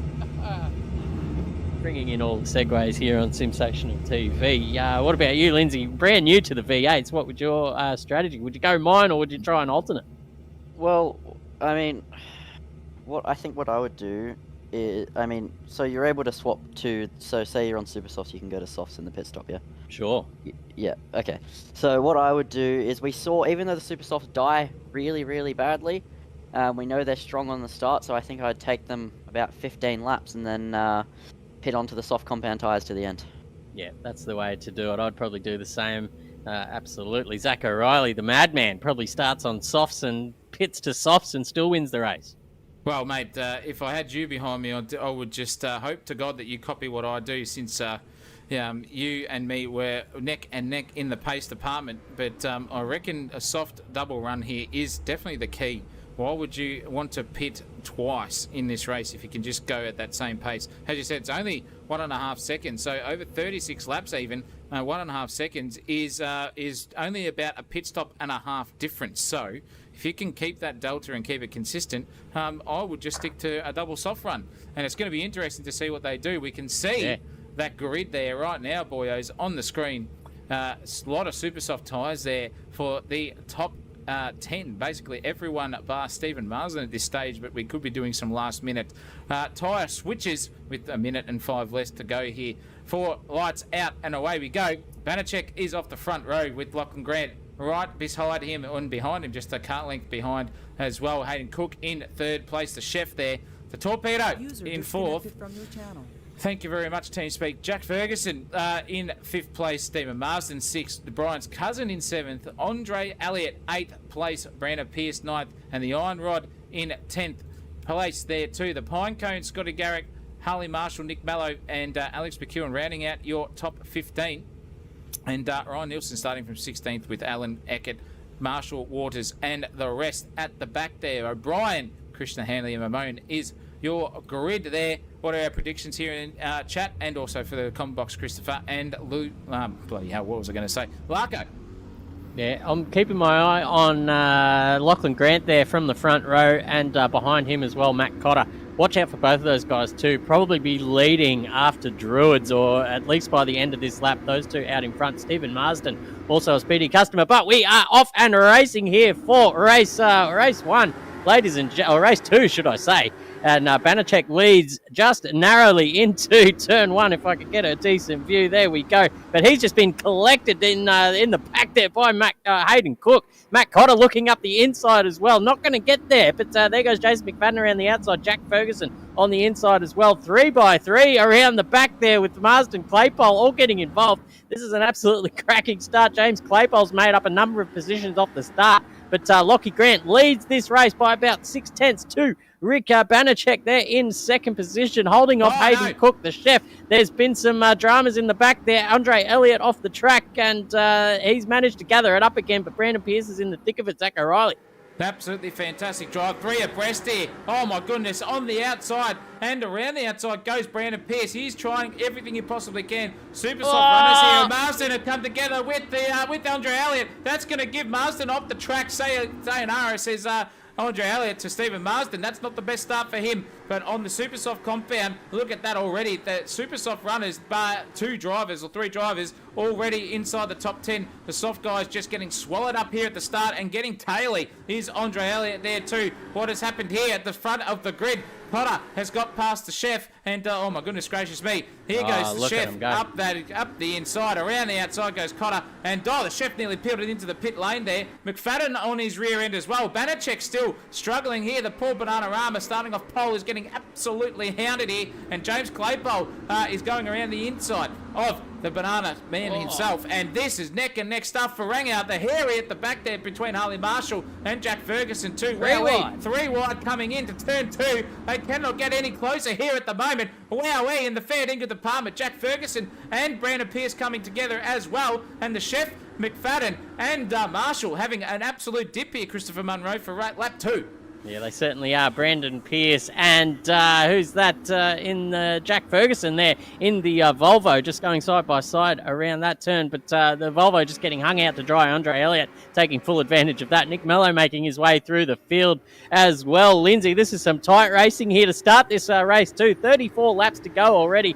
It's on the longer side of racing we've got here tonight. But these guys are racing for sheep station so far. Definitely. It's been... Go, Lindsay. It's been a very chaotic start, a lot of moves being made. I did expect to see Cotter going down the inside. He got the double overtake in the penultimate corner before the run up to the final corner, but now we look at Hayden Cook in P5, who's under pressure here from Marshall, who's going to try the long way around as that's a car slow, and that is Cotter, who's actually going slowly and dropping down the field as now Harley Marshall trying the outside. There's been a crash at the back, near the midfield, and at the final corner there's a pile-up. There's contact after contact after contact. 3 cars in the gravel, 4 cars getting collected, a couple cars off to the right-hand side of the final corner, and Stephen Marsden has been the worst of all of it. He's stuck in the gravel and is trying to rejoin onto the circuit now. And this is about a time where we'd really want to replay, but we can't get it. Yeah, absolutely. I'd love to have that function. Perhaps do we have a safety car out on track? Because that might deserve one. That was about 4 or 5 cars getting affected there towards the mid-pack. Matt Cotter going slowly, and I think just the rest of the pack coming through on a very slow-moving Matt Cotter. Just balked a few of the cars who were all in sort of nose-to-tail formation. One person just pulling out of the slipstream and coming across an errant ZB Commodore. Matt Cotter going very slowly down that straight, just balked each other, and that was it. The end. That was just a full-on pile-up there at the end in the third sector of this circuit. But we can't dwell in the past. We can't stop at the scene of the accident. As they say, Lachlan Grant, look at that, skipping away to a 3-second lead out there now, taking advantage of that all that rubbish happening at the start of that stanza. James Claypole in second with a big gap as well to Jason McFadden. The gaps are huge here tonight. Tight racing, maybe in the mid-pack, but these lead guys really just turning up the heat. It's massive when you gallop away there to an absolutely devastational lead. Clear air at Brands Hatch is crucial, Chris and Lindsay, because they are all sweeping corners and they all require apex speed to maintain momentum. And if you're stopping and braking and shuffling around, the other guys who are in clean air are just going to gallop away off into the distance and sayonara to all of you lot. And I reckon that is exactly what's happening to our lead pack here. Brandon Pierce, however, and the chef are coming into fruition. The magician is Brandon Pierce there, Lindsay. Take note of that. And the chef, obviously, with the last name, we had a chef in the 12 hour before, which was great. But Brandon Pierce now hounding the back here of Hayden Cook and trying to get 5th place to get further up the grid and help out the Monster Energy racing team, because Alex McEwen and Nick Mallow of Project 4 are in 8th and 9th, respectively, at this point in time. So an inter-team battle happening there at this stage. Lachlan Grant will be very, very happy. I can guarantee you that at this point in time. Brandon Pierce wanting to make amends here. We've seen something in the... And as you said, listen to the super coach as well. He's now on a fresh set of soft compound tyres. Very, very good indeed. I can guarantee you that he is a thinking man, Lachlan Grant. It just doesn't sometimes come to fruition for the poor bastard. He tends to make a little bit of an unforced error, or he gets punted out of some decent position that he's in. So let's pray that that does not happen for him tonight. But still...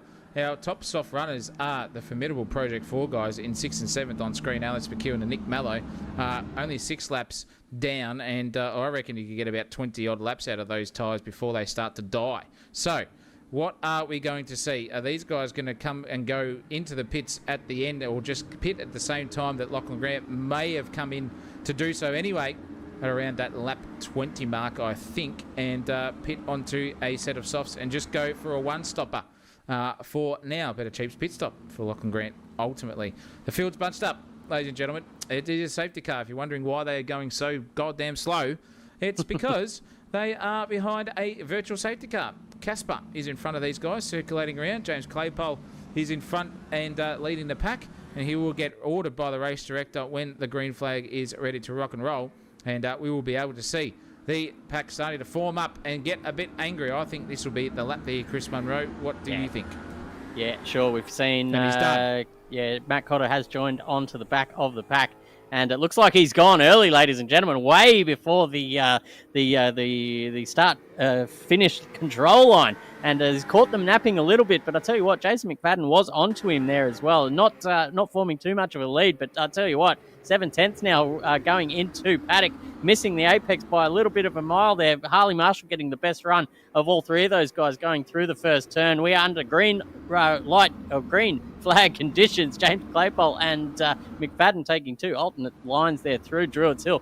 It's all happening here, ladies and gentlemen. Back through the pack, though. It's tight as you would want it. In through the mid-pack, Nick Mello and his compatriot there, Alex McEwen, should I say, both just sitting pretty there. There's an overtake with Elliott and Cook just ahead. Andre Elliott just diving up the inside. Well done there, but maybe a little bit vulnerable on the exit. It's all happening, guys, here with the restart, but there's a noticeable little gap here between the top four and Hayden Cook. Yeah, so the gaps are starting to form. The safety car restart caused a lot of surprise, I think, from drivers outside the top four, but the top three managed to stay all together, and that's what happens when you're right up behind the car when it starts to accelerate, because you can just see it starting to pull away, so you just absolutely punch it, whereas cars from P4 back don't really see it as much. So McFadden is trying to put some pressure on Claypole here for the lead on lap 7 of 36, and it's been one lap since the restart, and now we're going to see him trying to close in and try and make a move into Paddock Hill Bend, as the gap is just under 0.4 of a second, but in a straight line. Claypole did have the measure on the exit, but on the top end, it looks like McFadden was a bit quicker, but now down towards Druitt. Will we see a move from McFadden? I think he's just a bit too far back, but Marshall closing in under the brakes a lot there in that ZB Commodore. Yeah, absolutely. Looks like he's got it hooked up, Zach O'Reilly. Down the pack, though, it looks like a little battle pack happening with Pearso and Neil and Clayton Pine just watching on and hoping these two battle it out, or these three battle it out and fall back into his lap. Yeah, look out, because I reckon Brandon Pearce here on those set of supers over Lachlan Grant's gone wide there on the soft tyre. Those soft not up to temperature yet. Only a lap done, and maybe just a lap and a quarter for those soft tyres. They just come up to temperature about now, I would say, here in the grand scheme of things for that tyre mod that we have excellently produced and improved over time. So Brandon Pearce on those set of super softs are about effectively 5 laps old here. Don't forget, we've completed 8 laps, but there's been about 2.5 under safety cars. So the super soft tyres have got a little bit more life left in them, and I reckon Pearso's going to go around to about lap 10 before he switches, which will mean he's only got 26 laps to go onto the set of softs. That's probably the limit for the softs here, I reckon, too, with all these very fast sweeping corners and an abrasive Brands Hatch circuit, that's for sure, for those soft tyres. And look at the behaviour of Lachlan Grant. Also behind that was Clayton Pine.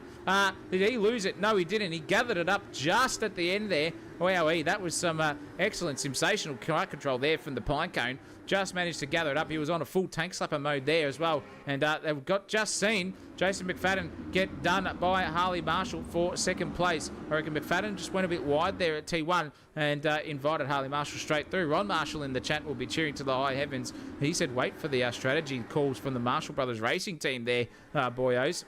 And we'll see what comes to fruition there with Harley and Jesse Marshall respectively. Yeah, the Marshall Brothers racing team, after enduring a really long run of bad luck at the start of this season, it's finally starting to turn over the last few rounds. Harley has made his way up into the podium positions, and I think he's got a win out of it as well. So he's searching now, I think, for his second win of the season for MBR Racing, and it couldn't have come to a better bloke as well. He's gone through the absolute thick of it in this season. He's probably been... he's been at the back of the pack, he's been at the front of the pack, and every position in between. So well deserving there for the MBR group. Where is his brother? Down there in 16th position, still battling hard, though. Don't mind that. But Brandon Pearce looks like he's just dropped off the track a little bit. No, it's just the timing tower doing what it does best. But those tyres just in front there of Lachlan Grant starting to come up to pressure and temperature as the lead pack on the super softs are probably starting to feel the burn, literally. Here goes Harley Marshall into the pits, an early pit stop there for Harley Marshall. He'll probably come out on the soft tyre and go to the end on that, I'd imagine. Lindsay, we're probably at that crossover point where the super softs are starting to end up being a bit slower than the soft tyre.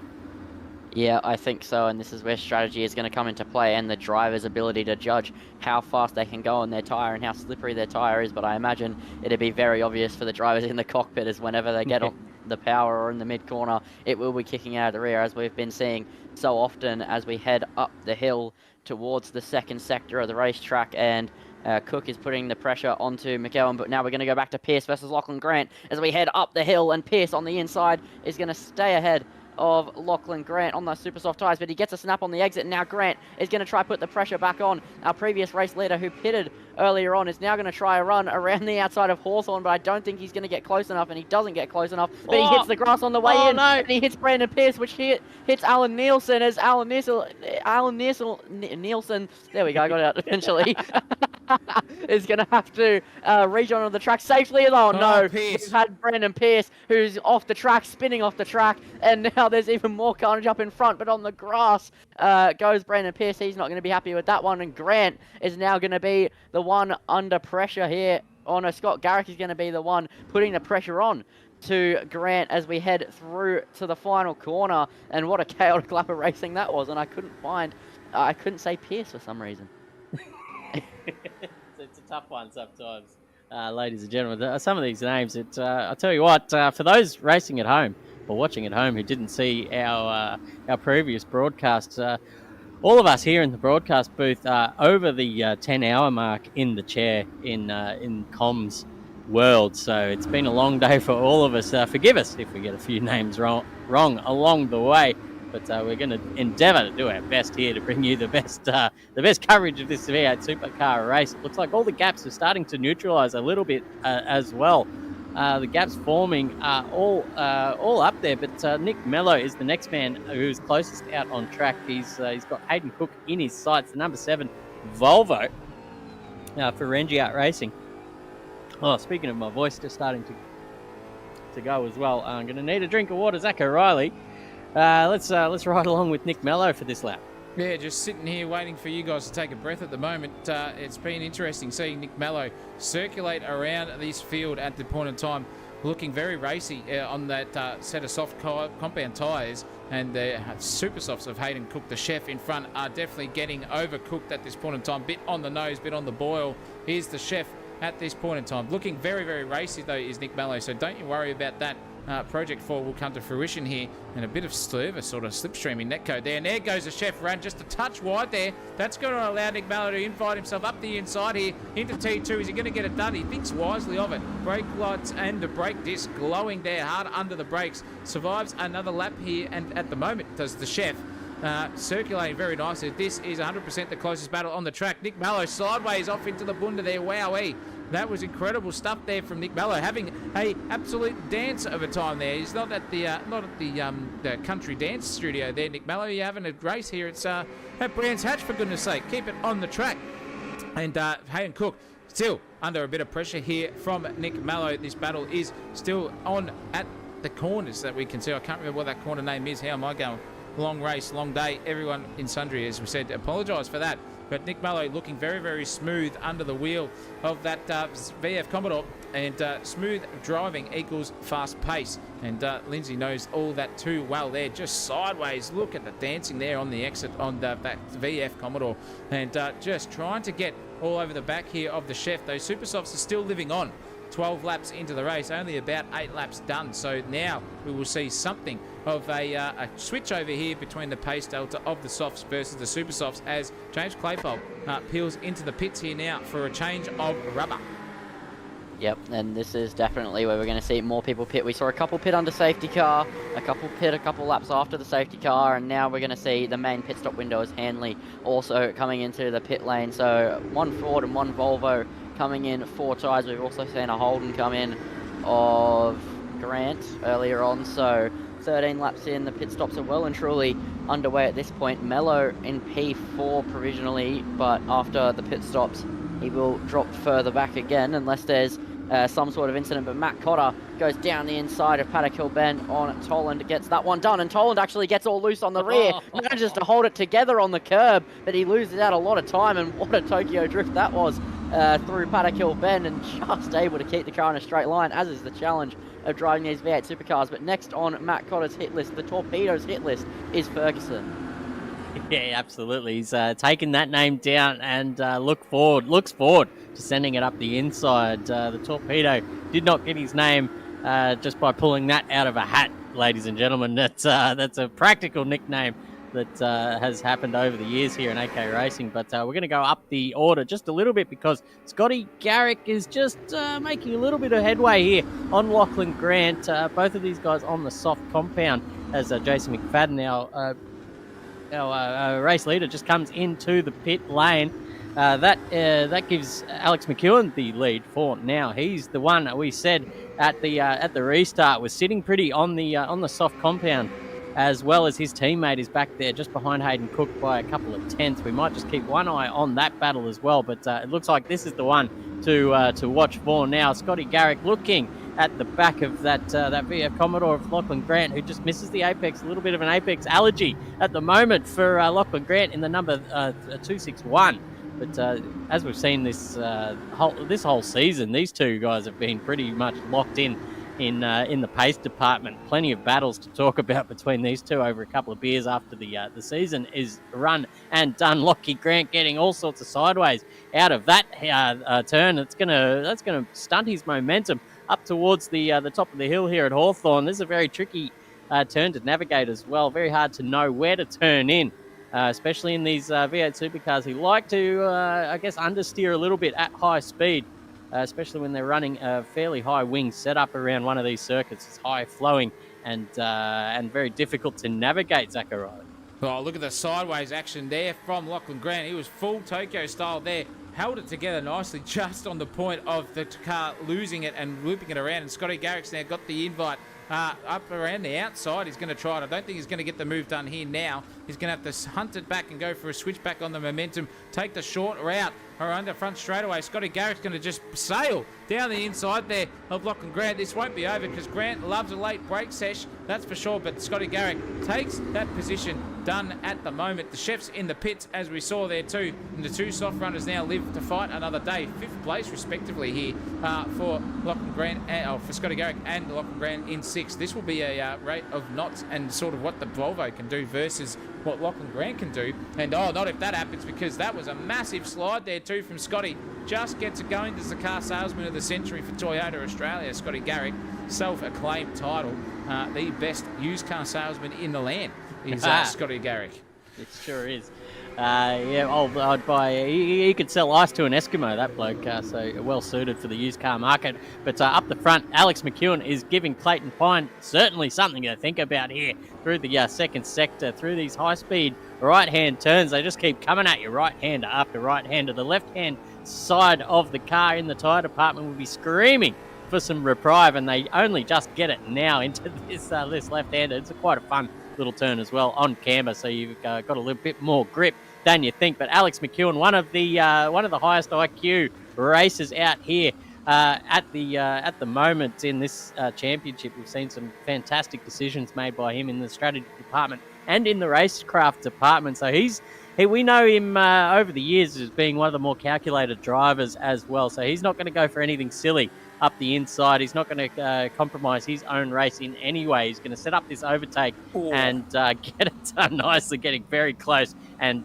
personal with the back of Clayton Pine's VF Commodore there without making contact as well. There he goes, just forcing the mistake. Alex McEwen will take full advantage of that. Thank you very much. Pulls up with a little bit of overlap on the rear quarter panel, but he's just going to be very cautious on the inside contact. Mate, that's very unlike Alex McEwen, and he actually comes out second best, thankfully, and he doesn't have to redress any positions there because he is losing one out to Scotty Garrick, who goes up into the podium positions. Yeah, that was a big bit of contact there, and McEwen lost out through 30s with that contact, and now he's going to find himself falling into the clutches of our previous race leader, Lachlan Grant, who's still on the charge after his pit stop, currently in P5, but with the cars in front of him, still needing to pit for tyres at some point, as the Super Softs will not make it all 36 laps, and I don't think the Softs will either, as it's 4:25 in game time at the track at Brands Hatch, and the temperature will be cooling down. Britain's always pretty cool, so the tyres will be a little bit happier with that, as there's a little bit of lap traffic in the way of Tolland, as now McEwen's kind of in a land of his own. He has 6 tenths to Grant behind, 9 tenths to Garrick in front, but something I've noticed, I need you guys to confirm or deny. But obviously, all the cars drive a little bit differently. But the 2014 Holden, the VF, looks very, very slidey, and the Volvo looks a little bit more planted. Is that tyre wear, or is that just a characteristic of the car? No, they're all a bit different there, Lindsay. They've all got different characteristics, just to a nth of a degree. Not much in that. They are all BOP cars. Realistically, the same physics should be bolted underneath them, bar the wing position. So they are all equal in their own right, down to a fine-tooth comb. That's for sure. But they all have different ways of setting them up to drive them, and a lot of drivers in the VFs tend to use a lower ARB setting on the front and lower wheel rates, which can make them slidey but controllable if you get that camber right on the tyre department as well. But the dampers where the fine tuning come into it also. So a lot of guys here, I know some drivers like Nathan Hughes, for example, he runs a rearward bias of 48, so that is 48% of front braking, whereas everyone else seems to run that mid to high 50s or even mid to low 50s. So, and he's in a Falcon, so that's different ways of driving it and different ways of skinning a cat. And the Mercedes-Benz, for example, Munro and myself know, is different, as Alex McEwen and Scotty Garrick having a battle of the century here, battle of the soft tyres. Alex McEwen, after coming a proper there versus Pine, who's coming to the pits, is now hunting the back end here of Scotty Garrick. Volvo versus VF. The planted car versus the unplanted car, according to Lindsay here, looking very, very good here for the Volvos. Those cars generally look very, very solid at the Volvos, but when you can get them right, that is when they come to fruition. And Alex McEwen, definitely the quicker of the two here out of the best car salesman in the land of Australia. But I'll tell you what, it's going to be one of those rate of attrition things. It's only a matter of time here before Alex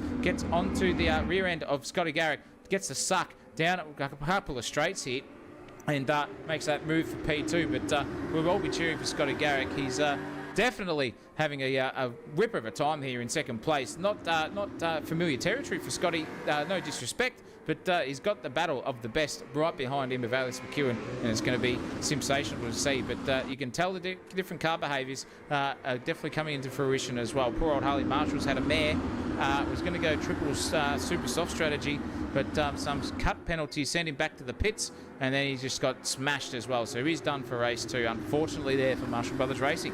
Yeah, Harley Marshall just parking it up there and happy to watch the proceedings unfold for the rest of the race. He might get involved, maybe, but it looks like he is just keeping it still there in the pit lane. But Alex McEwen has got Scotty Garrick in his sights, and after that last little excursion off the road, I'm sure Alex will not make the same mistake twice. This overtake, if he does make it, will be certainly very careful indeed. But to answer Lindsay's question, yeah, the cars are very slightly different in wing position, as Zach said, center of gravity as well. There's a couple of cars that are different, and the wheelbases are also different on a lot of these cars as well.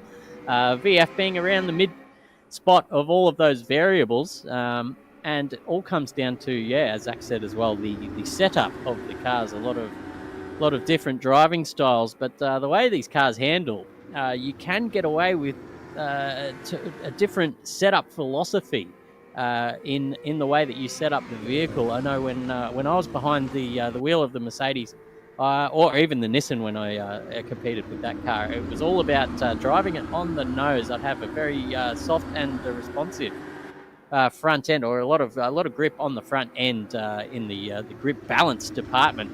And I would use the throttle in a way that would rotate the car mid-corner. Whereas a few drivers as well go for the opposite kind of thing and have a stiff front end and use a bit more understeer and sort of throw the car into the corner, and they can be a little bit more overzealous on the throttle without fear of oversteer and just spinning around, because that is something that's very easy to do in these cars. You've got to be so gentle on throttle application. So it does take a fair bit of practice to get used to, especially if you're coming from the land of traction control, where it's about how fast you can get that bloody pedal down. This is about how slow you can get it down and keep those rear wheels from lighting up. Yeah, well, I come from the land of everything, not just TC and ABS cars. I drive just about everything, open wheels, GT3s, everything under the sun. So Excellent. I've got some decent adaptability, so I guess we'll find out at Laguna. But right now Yeah. we're looking still at Alex McEwen, who is chasing down Scotty Garrick as we head through towards the third last corner. I keep forgetting the name of it, as they just keep it just over the curb. They've got to take a lot with these soft suspension V8 supercars through the penultimate corner now. And Alex McEwen looking closer than he was on the last lap, only 3/10 behind as we head into the final corner. So setting up the run down to turn 1 is going to be absolutely crucial. And McEwen getting a little bit worse of an exit than Scotty Garrick, but he's still going to be on the charge here. He's in the slipstream and he's gaining and gaining and gaining as we head towards Paddock Hill Bend. Is he going to go down the inside? No, he's a little bit too far back. But in the mid-corner, he gets to the apex a little bit later, gets a good run down towards Druids. Will he go down the inside? Yes, he pulls his car to the right-hand side, dives it right down the inside, and they're going to go wheel-to-wheel. A bit of door-to-door rubbing there, a bit of a wheel bang, but that is Alex McEwen through on Scotty Garrick, and now McFadden is going to try to put the pressure as we head up the hill towards Surtees. And we saw an incident here earlier between McEwen and I think it was Garrick as well, as now we look back to Claypole as we head through Surtees, as he gets a little bit wayward on the rear there in the Falcon as he heads down on the power, and he's right up behind Grant, 3/10 behind as we head down towards Hawthorn. Nothing to be made here. It's a single file section unless you're really, really brave. And now through the second of the two, very, very fast right-handers. He pokes his nose in, makes Grant know he's there, but he's not going to commit to it. He is a little bit too far back at such a high-speed corner. And now up the hill, keeping the car turned right and then straightening it out into braking so you don't lock up the front or the rears as that, for that matter, as we head through the penultimate corner. Claypole very, very close behind Grant, under 3/10 of a second as we head down towards the final corner. Is he going to stay behind or is he going to go for it? He stays behind as further up the front there. I think that's McFadden and Grant going, not Grant, and Garrett going wheel to wheel as we head down towards turn 1, towards Paddock Hill Bend. McFadden is going to go to the inside, late on the brakes. He gets to the apex first, but they're still side by side. Garrick inching in front as we head down the hill towards Druids. Now they're still side by side, and in the background, Claypole's going for it on Grant as well. There's a little bit of a lock up there on the inside right front from James McFadden, but he's going to inch in front of Garrick as we head into the long left-hander. Gets that one done, and Grant holds on in front of Claypole as well in the background. Some lovely racing, but there we go. Grant made a mistake, and Claypole is now through as we head into Surtees. Cracking stuff, Zach O'Reilly. We've had a 3-way battle turn into a 5-way battle, and it's just going to keep cracking on here for the next 14 laps. Look out, we've only got, as Chris said, 14 to go. And it's feisty in that mid-pack there. I'll tell you what, it's still on like Donkey Kong for the podium position here. No one's giving each other an inch. And Claypole is the guy on a charge. He disposed of Lachlan Grant there in all that battling and now is hounding the back of Scotty Garrick. Scotty Garrick, unfortunately, is just waning a little bit on those soft compound tyres. Maybe the wear factor on that Volvo setup is just a bit aggressive on those soft compound tyres. Being very bound up in the rear end, which can lose your momentum. And he's just lost a bit there too. James Claypole is going to do the sail around the outside move. Thank you very much. That was easy as you like there for Claypole. Probably the easiest pass of the season for the Iron Rod. For a podium fighting position here. Now he's got Jason McFadden in front of him, and I reckon with 1.1 second gap and a lot of racing left here to go, Claypole's going to be forcing himself up into that podium position. McFadden on the super softs and holding his own, but those tyres are going to absolutely die in the arse for Brian's cousin at some point, and then that will be a positional 3 granted there for everyone behind him at this stage. By the looks of his delta there, he will probably go all the way back down to 11th at this stage after a pit stop, will Jason McFadden, unless he is one of the bravest men I've ever seen and decides not to pit for the rest of the race and goes with those super soft tyres until the end in 14 laps of time. That would be one of the best things I've ever seen. Yeah, I think he's at that point in the race now that he has to commit to the full length of the race to just see those super softs out and hopefully see the finish line before he gets absolutely monstered by the rest of the field. Because I'll tell you what, those super softs are going to be crying out for some reprieve. But if he does pit, as Zach O'Reilly said, he's going to come out way down the field, maybe 13th, 14th at best. So he's damned if you do, you're damned if you don't. But I think maybe if he does pull into the pits, he can come out on a fresh set of supers and maybe challenge for a few positions in the closing stanza of this race. At least when the those super softs start to get a bit worn down. Yep, definitely there, and I reckon that's probably what he's going to do, Chris. I think he's going to do exactly what you said here, and his teammate in Dean Hanley in 11th place as well, having a good crack at McFadden, and Alex McEwen have come together, and it's all over. Red Rover there for Jason McFadden. Unfortunately for him, that was just too much in the talent department, and he chucked it all out there with the cot and the bathwater, and demotes himself, back down into 5th place, but he won't be too disheartened. Now is definitely the time to come into the pits, I reckon, now for Jason to get a fresh set of boots on and just forget about all that and just start setting fastest laps here for the remainder. Just get his eye in for the final race coming our way here, a 12-lap sprint on Supersoft compound tyres only. Wow, that's going to be hairy by lap 10 or 11, I reckon. Holy mackerel. And the battle is still on at P3 at the moment. James Claypole versus Alex McEwen, 8/10 of a second between the two of them. But I'll tell you what, if Claypole gets his eye in the pace department, I think he's going to be able to get onto the back of Alex McEwen for a bragging rights victory, be it only second, but to get in front of Alex McEwen and stick it there is something to brag about. Yes, he's going to do it because in comes Alex McEwen into the pits now. That is a move for Supersofts for the last 10 laps of the race. A bit of brain energy said there. We're going to call him the Brain Alex McEwen. That's his nickname from now on. He hasn't had one apart from Mr. DNQ. He's the brain with that IQ level at about 160 when he is behind the wheel of a V8 supercar. And Nick Mellow's also in the pits too. So Project 4 doing the double. And McEwen, Mellow now only about 4 and 5 seconds adrift of each other. And that will be on like Donkey Kong here for Project 4 and the closing stages of race 2. Yeah, I'll tell you what, at the start of this race, we saw the safety car come out, and Lachlan Grant was in the lead of the race when that happened. He came into the pits and chucked on a set of softs, hopefully filled that tank up with enough fuel to get him to the end.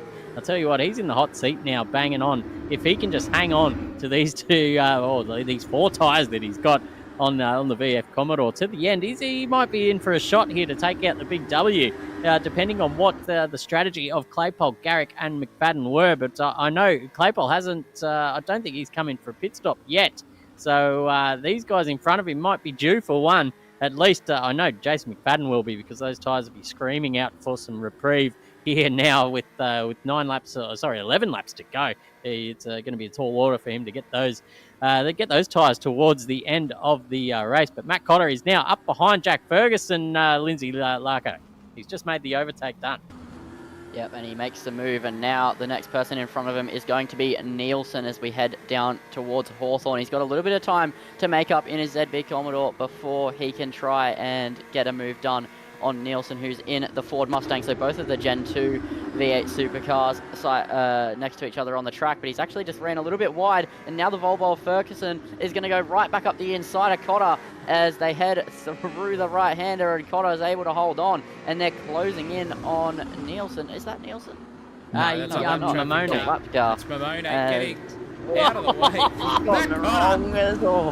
Matt Cotter just about squeezing the gap, and Ferguson also just about being able to get around. Nearly a bit of on-track carnage there. It would have been a pretty poor incident there if the lap marker had caused all that, but Cotter is now going to continue to try and drive away from Ferguson. He's got a big gap to close if he wants to catch up to Nielsen, as he gets it wrong in a straight line and goes onto the grass and somehow holds that together as they head into Paddock Hill. And now Ferguson's gotten it all wrong. He's out on the gravel on the exit. Cotter gets back through as we head into Druids. It's all kicking off here, and Ferguson is going to be under pressure from Hanley now in the background. This is now a 3-car train for P11, so Hanley is going to be the next one to attack as we head through the long left-hander. Get down on the power, do not hit the grass on the exit, or your V8 supercar will not be appreciating you on the power. As we now go back to Alex McEwen on Pine as we head towards the final corner. McEwen very close behind. I don't think he's going to go for it at the final corner. He's going to bide his time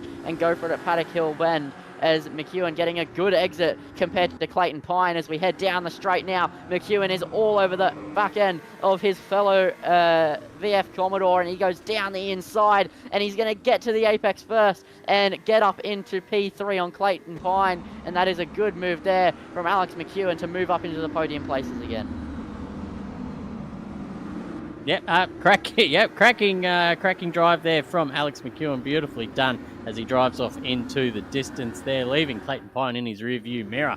But our man in command, my prediction there after the safety car restart, has inherited the lead of the race. Lachlan Grant out by 5 seconds in front of Nick Mello. Only has to hold on for another 9 laps. I hope he's got the fuel on board. He certainly has the tyre life. He came in lap 5, so 31 laps on the softs. It's possible, certainly possible. Hopefully he has enough fuel on board, because if he pits now, he definitely can't win. But I'd be just stretching it as far as I can, and hopefully just trying to hang on to those tyres. Be a little bit careful, don't be too taily, and hopefully he can get the job done there for Mobile One Racing. I think we're in a bit of trouble here if you're in Lachlan Grant's car, Chris, because Nick Mellow's doing 1:24.4s. And Lachlan Grant's last lap was a 1:28.1, so 4 seconds a lap difference. I think it's all said and done here for Lachlan Grant. Unfortunately, as much as we'd love to see him have a race win, well and truly deserved, but that pace of the Super Softs from the 2 Project 4 guys behind is just too much to handle on a dead set of soft tyres. He did a 1:27.5 if he's crossed the line, and Nick Mello did a 1:24.5, so it is closing at a rate of knots here.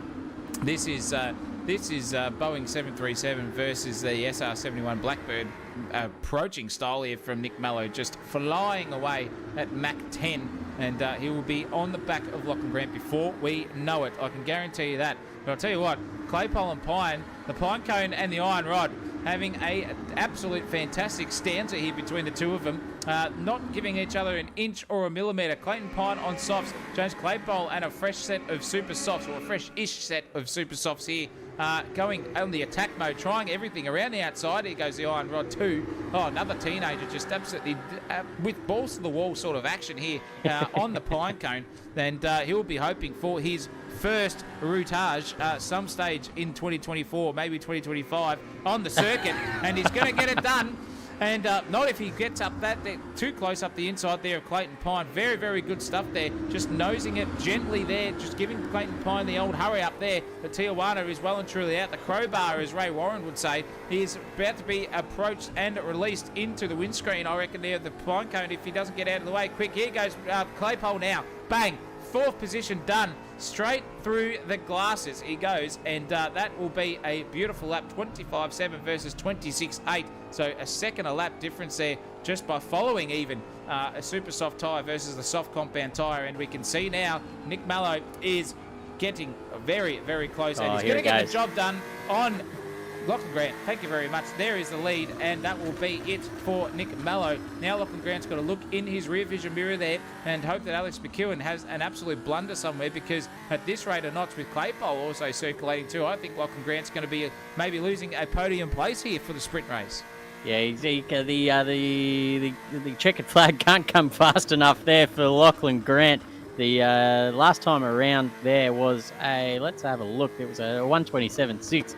Plays Nick Mello's 1:24, so 2 seconds difference in the pace department. Alex McEwen also in the 1:23s as well, so 3 seconds quicker there for Alex McEwen last time around. What about James Claypole in the pace department? He did a 25, but he was battling away with Clayton Pine. So we're going to get a bit of a truer representation of his pace next time he goes past. But on the predicted lap time down the bottom right-hand screen of your view, ladies and gentlemen, is at 23.5. So he is on the pace. Don't you worry about that. So absolutely looking towards the checkered flag as Lachlan Grant, and probably checking his mirrors as well. But I'll tell you what, that VF Commodore is just getting bigger and bigger in those mirrors as he rounds Druids for the 30th time this race.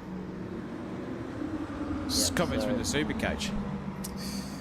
I was just going to say, McEwen is about to go for a move on Grant down the inside of 30s. We've seen that McEwen got into an incident here earlier, but because of the poor tyres strapped onto the Commodore of Lachlan Grant. He's not able to fight back, and that is McEwen through. And now Claypole will be the next one to chase. He's in the 23s on that last lap. A 23.526 is absolutely rapid right now. He's down on that time, but he's still absolutely flying out there in that Ford Falcon. So he's going to be chasing down as Lachlan Grant's actually made a mistake there, and that is going to be Lachlan Grant right into the clutches of Claypole. He's actually had to check up on the brakes now, and Claypole will not be happy with that one. As, hang on. Wait, he's continuing to slow down. Stopping his car there. What's going on there with Claypole? He might have had some dramas there, just getting out of the power and travelling absolutely very slow there. I don't know what happened there with them, but he seems to be back up to pace, and there's a free kick for Lachlan Grant back down the field. He's He's still going slow. Yeah, he might have some damage there for Claypole. I'm going to just ride on board and see what's going on there in his cockpit. It looks to be all good. Maybe some hardware failure in the real world there for Claypole, but yeah, just very uncharacteristic there of him in the pace department. What is going on? Maybe a screen freeze or two there, I think, on the Claypole department. He does complain about that happening sometime in the practice server. So probably at the point of not here, Brands Hatch being a relatively heavy circuit as well on the RAM department and the CPU. Maybe just needs to turn those details down a little bit there, Claypole. And that is probably all that it was, I can guarantee you that. And poor old Jesse Marshall's had a mare, and he has got another race ruined at this stage for Marshall Brothers Racing. And Harley Marshall also 7 laps down in the pits too. Wow, not a good night here for the V8 Supercars for Marshall Brothers. And we can see that gap petering out, but ever getting so closer for Scotty Garrick in 4th place, doing 24.7s as is predicted, and Lachlan Grant in front of him is looking very, very tasty for Scotty Garrick. 5 laps left in the race. This is surely job done on the podium here for Scotty Garrick. Yeah. That is good news for Scotty Garrick. He's right up behind Lachlan Grant, and it's all over by the shouting there. Grant just struggling on those old set of softs, but we've been given the info in the chat there from both the Marshall brothers. People are getting black flags for cuts, and they have to slow down. So the Assetto Corsa server manager penalty system is turned on for this round, it seems. And Jesse Marshall chiming in as well, saying that the 1 lap cut means you have to slow down to 35 kilometres an hour for 5 seconds, otherwise it's a DQ. So that would explain James Claypole slowing down, and also Matt Cotter slowing down in that previous race as well. So there we go, a little curveball thrown to the guys out there today with the Assetto Corsa server manager controlling the penalties that it usually doesn't. But look at that shot there with James Claypole just up behind Scotty Garrick, 2/10 off him at the moment. Nick Mello still leads this race with his teammate hot on his heels. They're only 9/10 behind, and Alex McEwen in the number 43. But this little battle here is where it's at. James Claypole has served his 35k 5-second rule, and he's back now on the pace, putting the pressure on Scotty Garrick. Lindsay, let's talk us through this one for the rest of the lap. Yep, so Claypole back on the hunt, and he has been since the start of this lap. He's still 1.3 seconds down, but that's because he's hunting an overtake behind Scotty Garrick as we head into the final corner now. He's just going to have to get a good exit, drive off the corner very, very nicely, and he gets an amazing exit. Takes a bit of a tighter line that opens up the straight for him, and he's already alongside Scotty Garrick as we head down into Paddock Hill Bend. He's just got to be late on the brakes. He is late on the brakes, and he gives the big squeeze on Scotty Garrick as we head through turn 1. Garrick is not going to not fight this one back, though, as we head down towards Druid. It's going to be Claypole on the inside, Garrick on the outside, and they touch. There's a little bit of door banging there, but it's all in the heart of the competition there, and Claypole getting back through on Scotty Garrick and through the left-hander. He's up into the podium places. He's not going to be disappointed with that one at all.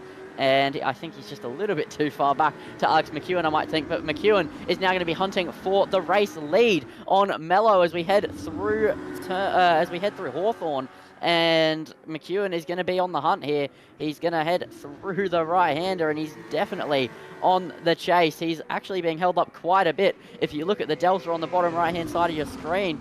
And McEwen is going to go into the penultimate corner, 2.5 tenths behind, and it's about to be under 2 tenths through the penultimate corner. So McEwen has made an overtake into turn 1 many, many times in this race. And we've looked at him many, many times. He never goes through at the final corner. He always tries and sets up the overtake down into turn 1, which is what he's going to do now. But his teammate already going defensive, and Mello and McEwen are about to battle away, as that's Mello on the inside. McEwen being forced a long way round at Paddock Hill Bend. He's going to slot back in underneath. He actually has a little bit of a snap and has to dab the brakes a little bit more. He goes out into the gravel, but as we head into Druids, McEwen trying a long way round on Mello. Mello defending very, very well, placing his car in the right place as we head towards the left-hander. It's going to be crucial for McEwen to try and just be patient. He doesn't want to get too aggressive, because the more they fight, the more Claypole draws in. Even though it's 9.8 seconds, if they fight too hard, 2 laps in V8 Supercars fighting can bleed all loads of lap time, as we're going to now have the run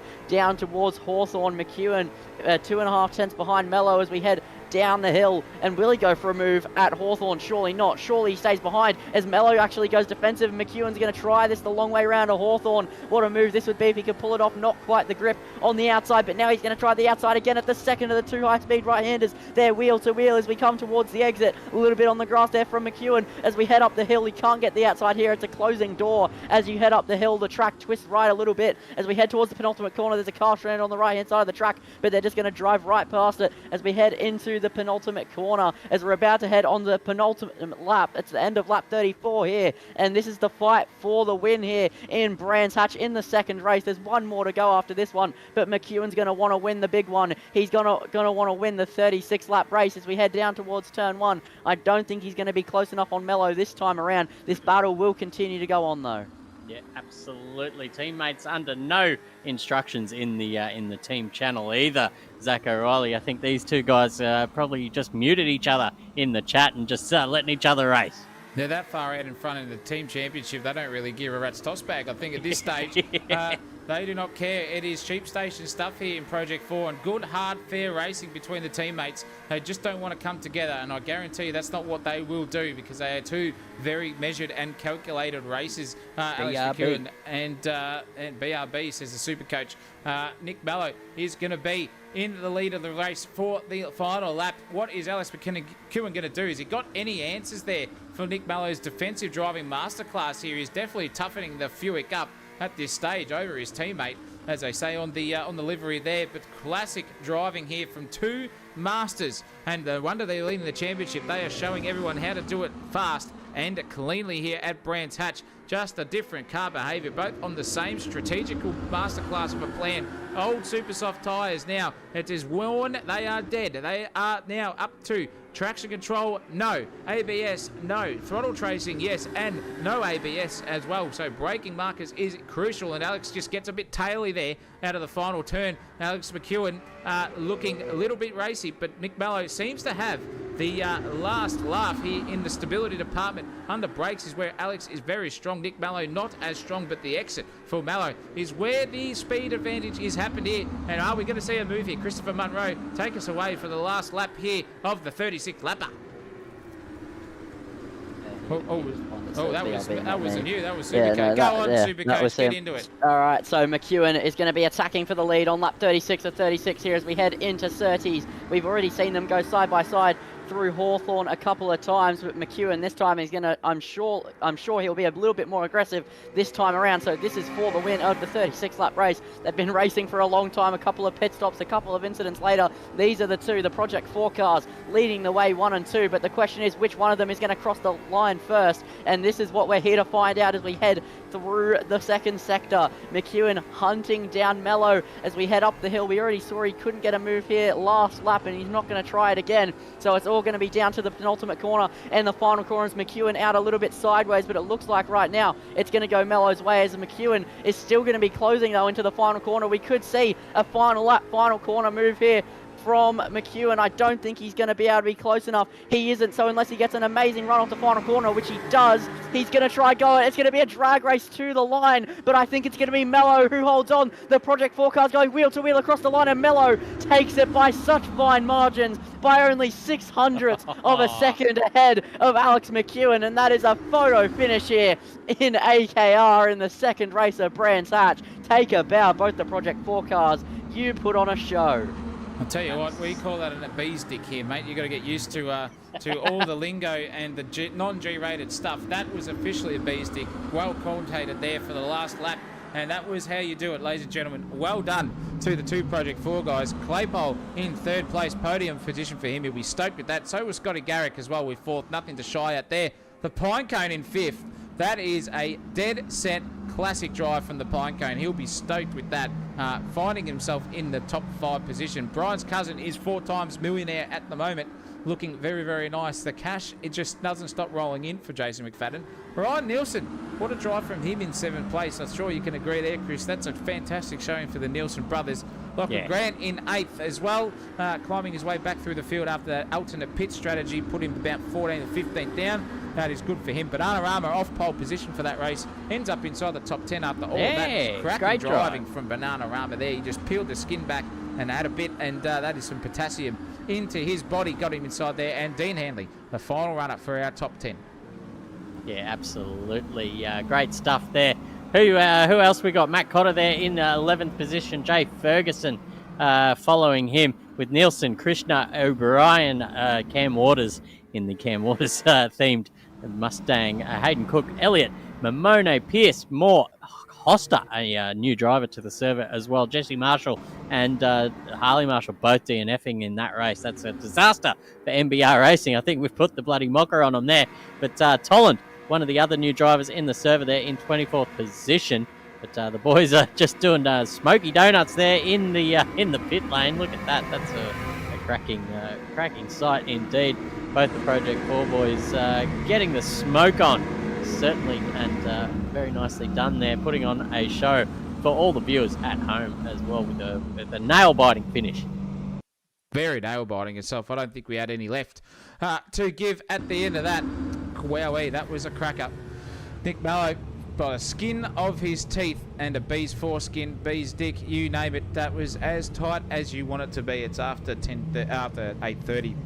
So it was as tight as a nun's you-know-what there for the finish. James Claypole in 3rd place, wowee, and that was a race for the ages there.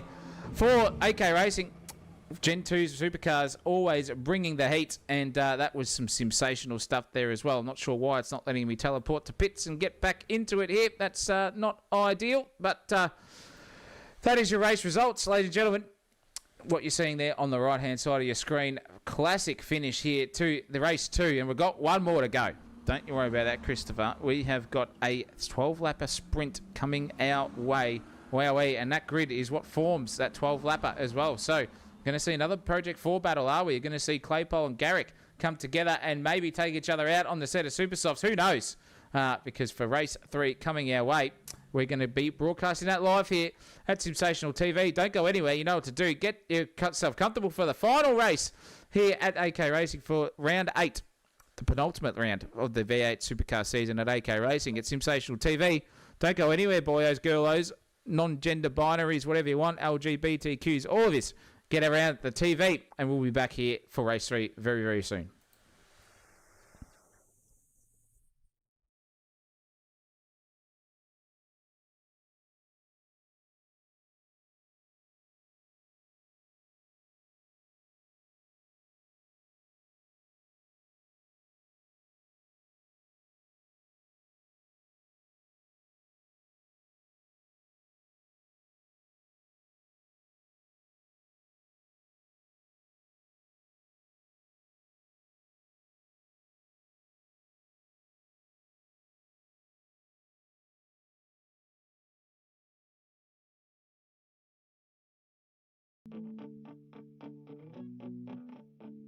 I'm not all that exciting and I don't have that much money, and you could get any guy that you want.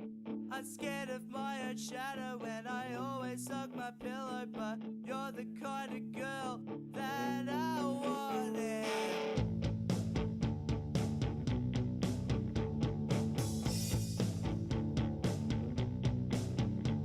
I'm not all that exciting and I don't have that much money, and you could get any guy that you want.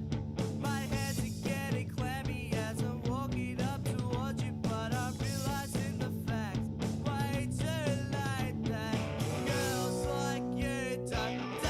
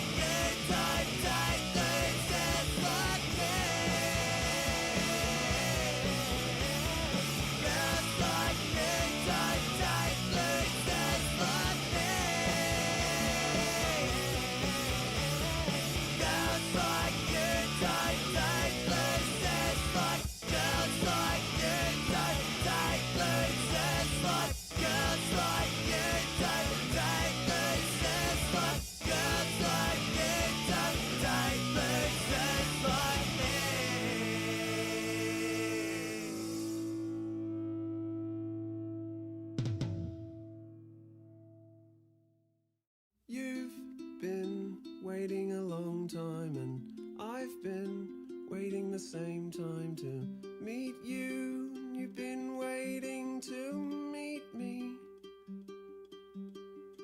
You were going to move to the UK and I had said that's okay, but really there was just no way that it's going to work. Let's buy some dogs from Gumtree, rename them Charlie and Bowie, then try hard to become the favourite. Let's make a Sunday roast and you can call your mum while I play music to our dogs. They lie there embarrassed of their new dad.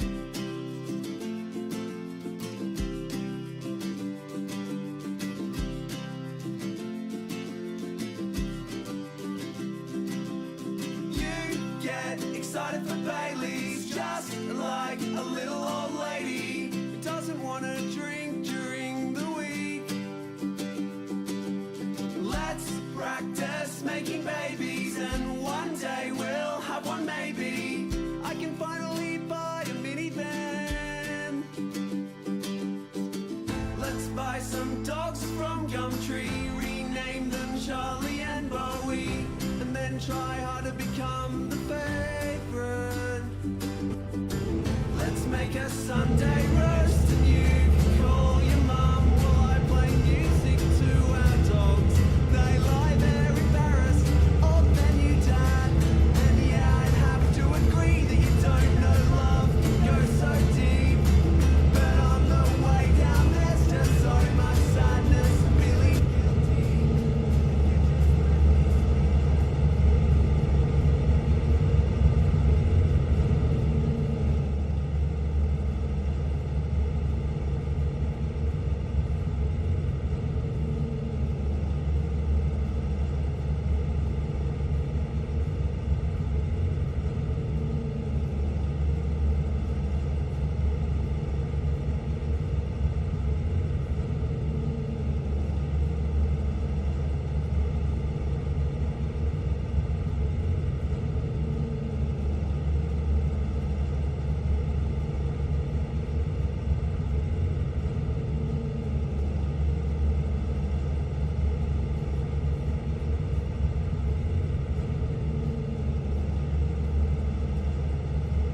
Work, so you deserved it.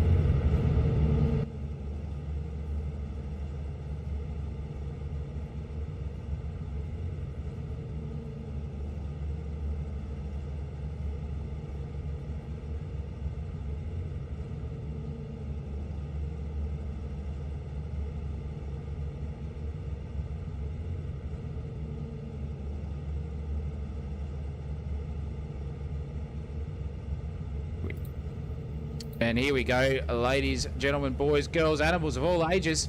This is it, a 12-lap sprint coming our way here. Super soft compound mandatory. You wouldn't want to be pitting, I'll give you the hot tip, because you will be down and out in a heartbeat. 12 laps around Brands Hatch. Here is the final event of tonight's V8 Supercars. First of the double headers of the V8 Supercars. Next Sunday we will be at Laguna Seca. Format yet to be decided, as Munro stated earlier. Only a surprise for all of us, and also the races out there. But a sprint race with two Project 4 guys out in front. Well, that's going to be some feat to beat them, Christopher Munro. Yeah, it sure is. They've been dominant all season long, and tonight is no exception, ladies and gentlemen. Just getting it right when it comes to the small details, like when to pit and what tyres to use off the start, and when to go for those moves up the inside. Project 4 has been the shining light and beacon, the benchmark to all the other teams in this season. So these two guys are going to battle it out. The championship standings are Alex McEwen out in front. I'm pretty sure Nick Mello is there in second position as well. So they've got a commanding lead in not only the team's championship, but individual drivers as well. Nick Mello, the defending champion from last season, is getting an absolute run for his money this time around from Alex McEwen. But we're a minute away from a start here for race 3. It's a 12-lap super sprint that is sure to bring some absolute either action or carnage or both. Who knows? Who knows? Supercoach give us your predictions here. You've just joined in. What are you predicting here for race 3? It could be carnage, mate. Give us something out of the ordinary, I reckon. I'm expecting absolute chaos as you were talking about. I think that we'll see with the 12-lap sprint super soft tyres that will start to fall off towards the end, but everybody's going to have that drop off. I think later on in the race, everybody is going to get into a load of slides and potentially incidents. I think the Project 4 cars are going to try and walk away again as a team pairing. They have a rear gunner and a guy up the front, and I think that is going to be the way they run it. So that is going to be what we see, I reckon. But they are going to be under pressure from all the cars behind. It's lights up, and we are one light away from a start here. Here, who's going to get the whole shot is going to be Alex McEwen, or is it Nick Mallard? They've both got to a pretty damn good start here, but McEwen just sideways there on the disadvantaged side of the circuit here has still maintained that lead, but here comes Nick Mallard around the outside Trailer Park Gilsdale, ready to go and attack his teammate already. Into T1 we go, side by side for Project 4, and that is Alex McEwen sticking it fat there and trying to keep Nick Mallard from getting around the outside. He's got that job done well. Nick Mallard is still half a car with there, but he's going to file in. Harley Marshall right behind them too. Scotty Garrick line astern there as well. James Claypole and Clayton Pine close there also, and there's cars off in the background there too. That is a Nielsen car off in the background, as so is Moore there as well. But nonetheless, it's still happening here up at the front of the grid. James Claypole driving the wheels off his Falcon at the moment. He has got his teammate right behind him in Brandon Pierce in 7th place. All over the back of him here like a dirty fly, and looking very, very racy at the moment. Matt Cotter has got underneath Andre Elliott. Thank you very much, mother, for the rabbit, says Matt Cotter. This will be his time to shine. Matt Cotter, the torpedo, knows where the targets are. All the warships are in front. He's fired and ready to go at this point in time. Wow, what a clean start there from everyone at this point in time. Single file, as we've seen, and I reckon that is probably the cleanest start to a sprint race we have seen in a long time here at the moment. Nearly completing lap 1 without many incidents at all. Christopher Munro, what a start. Yeah, cracking stuff from the boys, really pulling their socks up in the racecraft department. But the two Project 4 boys are just putting a little bit of a gap now on Harley Marshall. As you can see, that gap is around the 4th, 5th, 10th mark currently. But those two guys getting a nice little lead. But Matt Cotter is the man to keep an eye on here. He's moving his way through the field, getting through on Jason McFadden is Matt Cotter now up into Druids. They're turning in, and he's got Brandon Pierce in front of him with James Claypole as well. But Matt Cotter, he's due for some good luck. He's had a couple of shocking rounds lately, but hopefully he's cherry ripe for this third event here tonight at Brands Hatch. As you can see, the view of those cars, 1, 2, 3, 4, 5, 6, 7, 8 cars in front of him, all vying for the top step of this podium here tonight. But if Matt Cotter has anything to say about it, he'll be taking that off them with both hands. Yep, so Cotter is going to be trying to charge through the field. Pierce is his next target. There's a couple of drivers there off in front, just dabbing a tyre in the grass, but no problems for these V8 Supercars. We now look to Clayton Pine, who's all over the back of Garrick here through the middle sector, and that Holden Commodore just looking a little bit more pointy setup-wise compared to Garrick as they head through the penultimate corner now. Where is Clayton Pine going to strike? Is it going to be here into the final corner, or is he going to wait for down into turn 1? We'll see now as he stays behind in the final corner. He's going to cut across a bit tighter, gets a little bit of understeer on the apex there as we're on the roof camera of Clayton Pine as he's heading down towards turn 1, right behind Garrick. Will he go down the inside? No, not yet, but maybe if he gets a good run here through Paddock Hill Bend. He actually runs wide, and now he's going to be under pressure from Claypole, who in a complete reverse of situations, now Clayton Pine's going to be the one defending from a driver behind Claypole, putting the pressure on, getting a good exit off the hairpin, but just about not able to hold on as Cotter now going down the inside on Pierce through the left-hander, as Pierce is not going to fight this one too hard back, as there we go, Cotter is going to continue strolling on his merry way as we head into the middle sector now. Beautiful stuff there from Matt Cotter. He is flying through the field at this point in time. Definitely in his wheelhouse is the torpedo. He's got another 9 laps to do whatever damage he possibly can to the warships in front of him. Maybe get a couple of sinkers in there too. But looking very, very racy is Matt Cotter. But there goes Andre Elliott and Brandon Pierce side by side, and Andre Elliott came off second best there. Pierce still retains 8th place at the moment. Thank goodness for that, said Brandon Pierce. Andre Elliott forcing himself off the track, but Fadden's had an absolute mare. He is down in 15th and dropped like a fly. Now come off the circuit, and the grass here is as slippery as an Eskimo's dick, I guarantee you. No one wants to be out there and racing. I can give you that on that green stuff. Keep it on the black stuff tonight, boyos, and you will be fine. But the torpedo can see that poor old Claypole can't get past the pine cone in front, so he's going to be looking very, very racy. Get those eyes in, and that target will be locked on. Alex McEwen's just gone bang with the fastest lap of the race. A blue flag car getting out of the way already. That is Mr. Hoster, and that was some sensational stuff there at the back between Lachlan Grant and Andre Elliott side by side coming in here into turn 2. Lachlan Grant's going to have the whole shot, got the job done there, and he's going to take position 9 off Andre Elliott. Yeah, cracking stuff there from Lockie Grant, just setting up that move a few corners in advance, just taking advantage of a stray blue flag too on the outside, and narrowly avoiding certain death as they took it 3 wide through Paddock Hill, but he survives on the other side and makes up that position into 9th, so he's looking eyes forward at the moment. But I'll tell you what, with Andre Elliott in the slipstream, he's going to make him look behind him as well in the rearview mirror. But look at the line that Lachlan Grant takes through Hawthorn there, using all of the track and a little bit more. 2 of those right-hand side tyres getting acquainted with the grass there up through that turn. Very, look at that, Andre Elliott almost just giving a little bit of a tap, getting very sideways out of that turn as well into the left-hander. That gives a little bit of breathing space to Lachlan Grant, so he can now focus on getting into his rhythm. With only 8 laps to go, ladies and gentlemen. This one's going to go in the blink of an eye. At the moment, Alex McEwen sets another fastest lap in a row. That's 2 in a row, a 23.5. Starting to turn the screws on Nick Mello there in second position, 1.7 seconds away. Harley Marshall sitting in third. Hopefully can overcome some of the bad luck that happened to him in race 2, that is. Garrick, Pine, Claypole, Cotter, Pierce, Grant, and Elliott make out your top 10 here in race 3. So top 3 pretty close together, but McEwen starting to put the burners on and pulling away from Mello. We did see he had better pace than Mello at the end of race 2, but just wasn't able to get the move done. And I think we're seeing McEwen really stretch his legs now, show his pace comparatively to his teammate. And also Mello is nearly breaking a second from Marshall as well. But right now we are looking at Claypole on the back of Clayton Pine as we head through Hawthorn now, and then through the end of the middle sector now, as they're all just so close together, as Claypole a little bit wide there, a little bit wobbly in his Ford Falcon, the rear getting a little bit wayward as we head through the fast right-hander all over the top of the curb now as we head into the penultimate corner. Claypole will sit behind and wait for the straight, and next up on his list will be Garrick once he gets past Pine, but he's got to get past this Styx car first as we head through the final corner. Now he dummies the nose, just tries to mind punt Clayton Pine a little bit, but it doesn't work.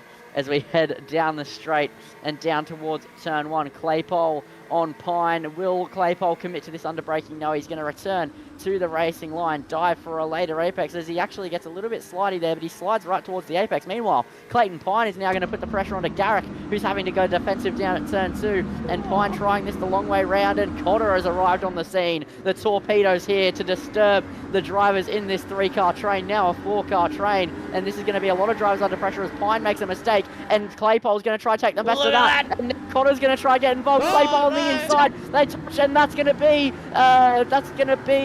Pine spinning around off into the gravel. Claypole losing out to Cotter, as that was a really poor moment there, just going onto the grass, making contact, and just too much defense and too much attacking at the same time. They've both caused it between one another, but the torpedo, Matt Cotter, will not be disappointed that he's just gotten 2 places for free there, and now he's going to be the one chasing Garrick a second behind, as meanwhile we look to Brandon Pierce, who's trying to make a move on Grant down the inside there as we head up the hill into the fast right-hander. He's going to get the move done, but they're still side by side. Luke Grant holding this on the grass. He's going to try to keep it on the inside. Now he's going to lose out to Clayton Pine as well for that mistake, and he loses out 2 in 2 corners. Wow, what an absolute sensational call there. Lachlan Grant having to abide by whatever server rule that is. I don't know why that's still on. It was ticked off, but it's still hampering those guys with a cut warning. So Lachlan Grant, unfortunately, is just dead set in the fair dinkum department. The unlucky Bruce Bennett. In fact, there, Scotty Garrick off the track. He has gone into the bunda. That is not what you want to do, Scotty, and he's lost 2 places there. Matt Cotter has gone all the way up to 4th in a blink of an eye, and he's got 3 seconds between himself and Harley Marshall, so that is prowl on. 5 laps to go. Can he get it done? It's anyone's guess here. When Cotter is on song, he is one absolute madman. He has got... Well, I reckon he turns into someone... Oh, what's that guy called off those movies back in the 80s, Chris, that had the Tourette's syndrome. You know what I'm talking about, don't you? He just turns into that bloke and gets the brazen bits and drives his way into some sort of podium position, does Matt Cotter. But he's been released 0.8 of a second between himself and Clay Polk, and the iron rod put up a title defence here over Matt Cotter for bragging rights and maybe some love on the track as well. And I think Banachek or McFadden's just come off the circuit on me. Timing Towers having an easy fit there. Play on, Christopher Munro.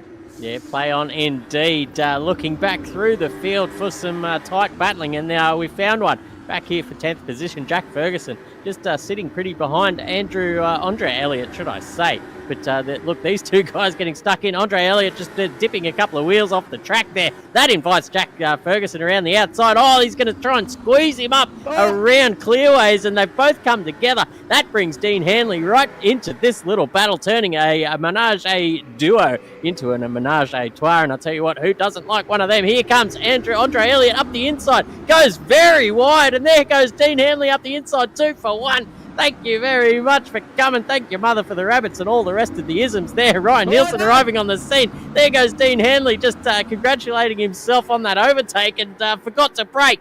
Turns that into a double loss as well. But the real winner in all of this is Jack Ferguson. He ends up in 9th position after all that absolute chaos that was just happening in the space of about 30 seconds.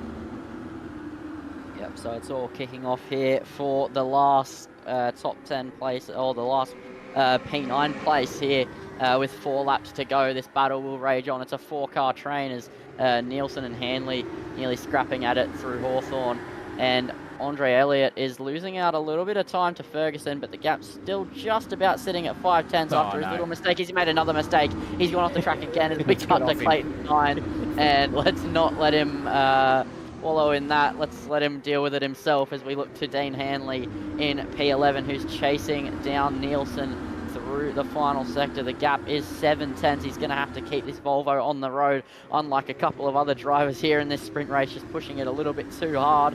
And Hanley has been able to just make a few mistakes, but he's kept it going for the moment. But he's going to be under a little bit of pressure.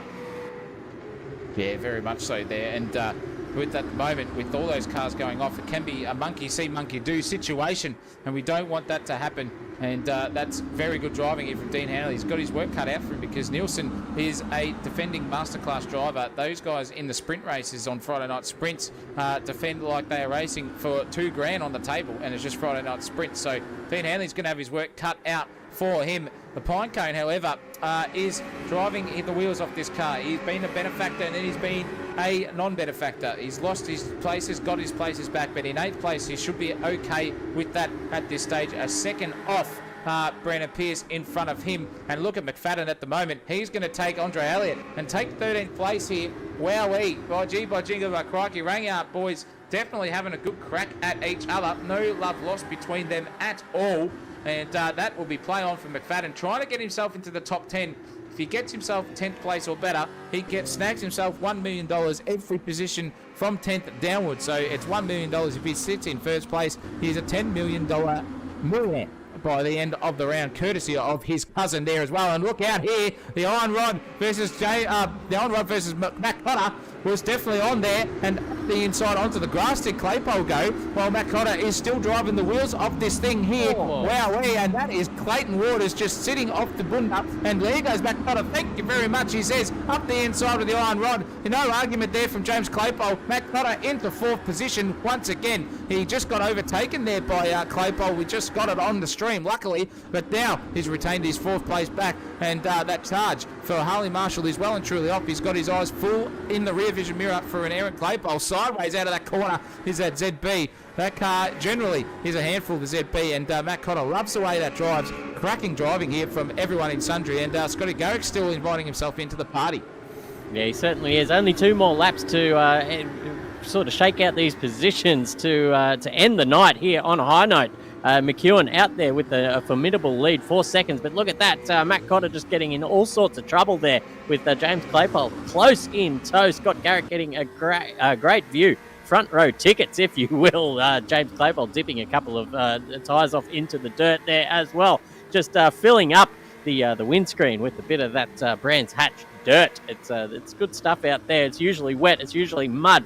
But here it's a perfect day in Simland here in the UK. Matt Cotter just having a few little issues trying to keep James Claypole at bay. But now he's just finally stretched that gap out to more than a tenth, which it's been pretty much under that for the rest of the race. But I'll tell you what, Matt Cotter on an absolute charge, made his way from, I forget where he started the race, but it was certainly not fourth position. It was down there somewhere else, but he's strapped the super softs on and he's given all regard to the wind, and he's just been sending it like a grandma around Christmas time, sending those Christmas cards out to all the loved ones. He's been doing that. He's been doing that furiously here. But Scott Garrett now giving James Claypole something to think about as they head up the second straight in towards Hawthorn's turn.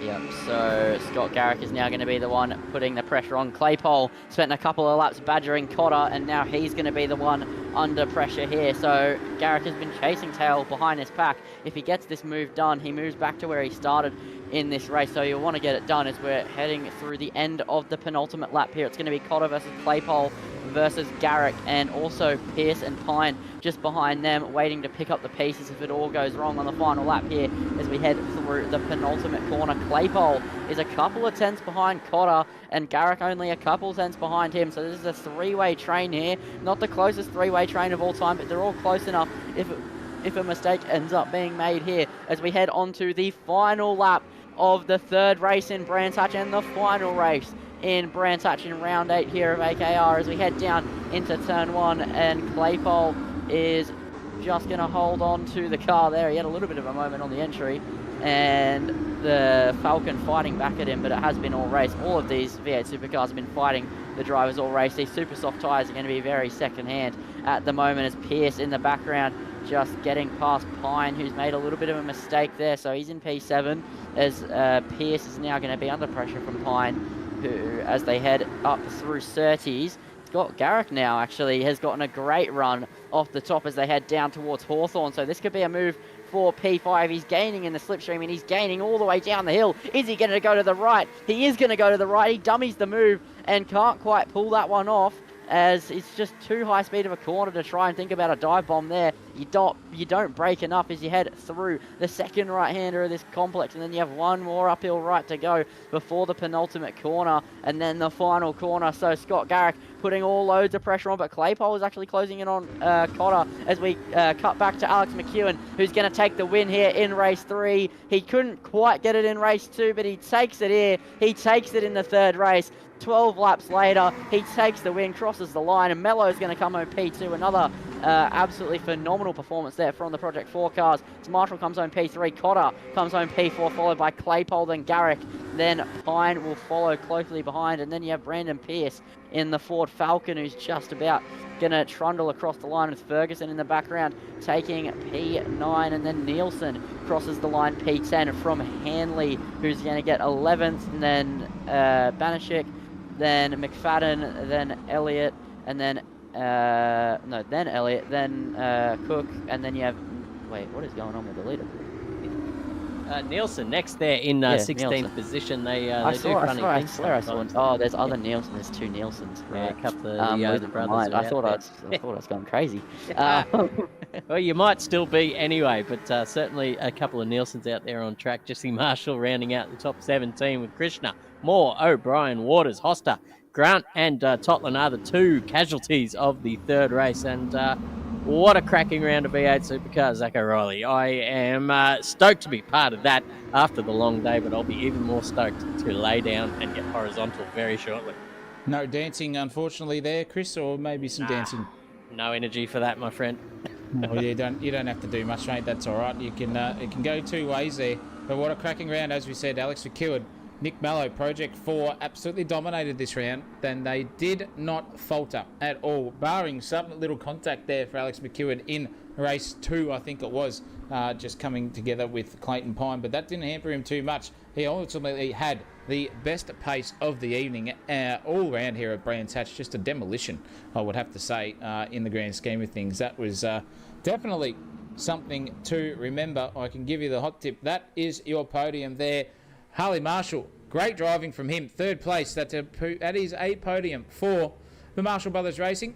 A very happy Ron Marshall will be in the chat there as well. Matt Cotter, the driver of the day so far in that final race, up 9 positions to get himself into 4th. Claypole 5th, Scotty Garrick 6th, Clayton Pine, Pearce, Ferguson and Nielsen round out your top 10. Well, we know what time it is. When we get to this stage, we need to get our race 3 podium getters and let's have a post-race interview with these boyos. Let's start dragging them up into the channel and we'll get them all questioned up, ready to go. And we have got the man. Where is Harley Marshall? He's still here. He is too. Harley Marshall from Marshall Brothers Racing.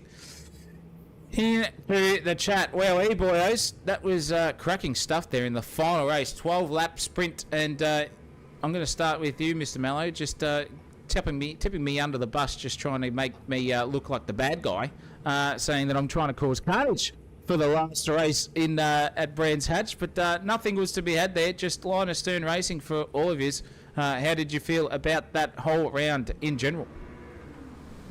Yeah, it was pretty good. I quite enjoyed the race 1 and 2 with the strategy. The sprint was less eventful. I think we actually ended up in a different order to what you expected because it took the finishing results of race 1, so everyone was pretty much in pace order. So yeah, hence the lack of probably action in that final one there, up and down the field. But yeah, no, it was a good round.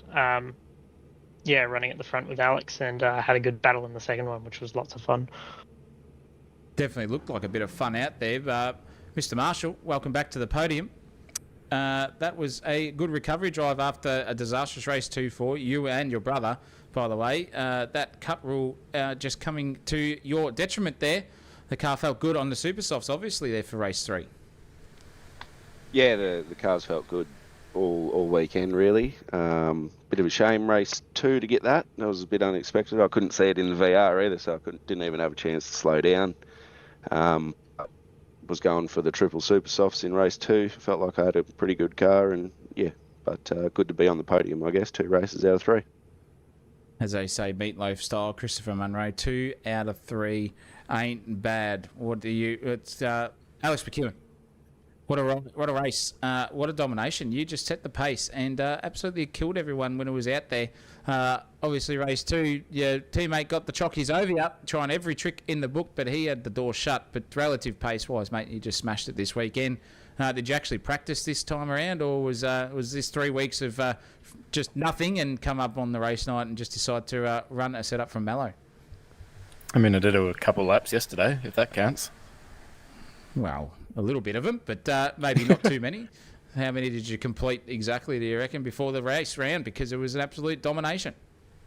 I think probably about 50 or 60 off the top of my head. Total. Yeah, wow, okay. Bloody hell. That's not too far off what I would assume you would do just to get the eye in, but the car felt good. It looked very, very taily at some stage there too, by the way. Was the rear wing low in comparison to others, or was it just the ARB thing that kept that car a bit taily towards the end of the stints? Yeah, predominantly mechanical. I don't think the rear wing we were running anything lower than anybody else. So just trying to use the rotation through the mechanical setup of the car, and that way, as the tires sort of chew up a little bit, you can the oversteer sort of stays consistent. Keep that slip angle sort of thing. But yeah. Yeah, bloody oath. Mr. Munro, I'm sure you've got some questions to ask our podium getters. Yeah, when hang on, I'm not coming through there on. There we go. There we go. I am asking this to Project 4. When are you going to give the other teams a chance to get a win here? You guys have been absolutely dominant in the back half of this season, and it just looks like you're turning the screws and getting better and better by the week. Is there I guess you guys have found your straps in terms of setting up the V8 Commodore now. With 1 round to go in the season, you guys going to take your foot off the pedal or just put the sword to the competitors? I think for the last round, yeah, might as well go balls to the wall. Yeah. Yeah, and I'd also like to say I think a few people could have beat us in some of those races, but they choice of strategy let us win. I think Claypole in the first race, if he had stayed out on supers without pitting, he probably would have had us. So yeah.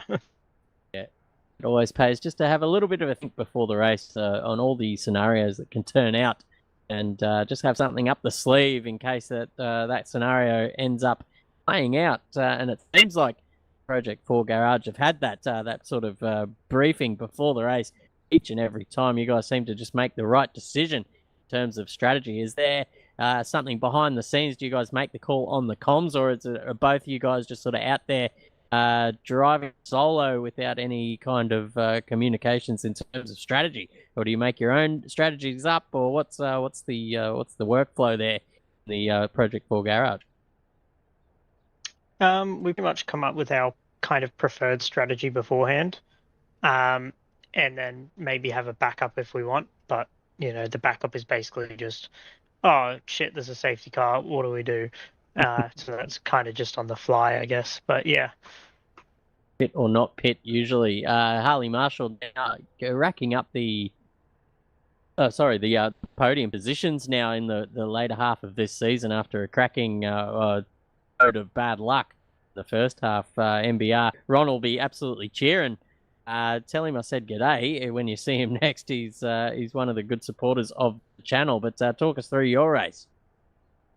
I was actually pretty happy to hang with Mello there. In that last race, I got quite close, and then just the tyres were done. Got a bit out of shape into the second last corner on the second last lap, and gave up. Just sort of keep it on the road. Enough. Go and get some rest, ladies. It's a late night down there in New South Wales. Starting the stream an hour later, which means we're getting into the witching hour here on a Sunday night. So congratulations to all the podium getters out there today. We might wrap this one up. Zach O'Reilly, it's been a long day for me and you, and young Lindsay in the commentary box as well. I'm looking forward to sitting down on the couch and going over the proceedings of today in my mind.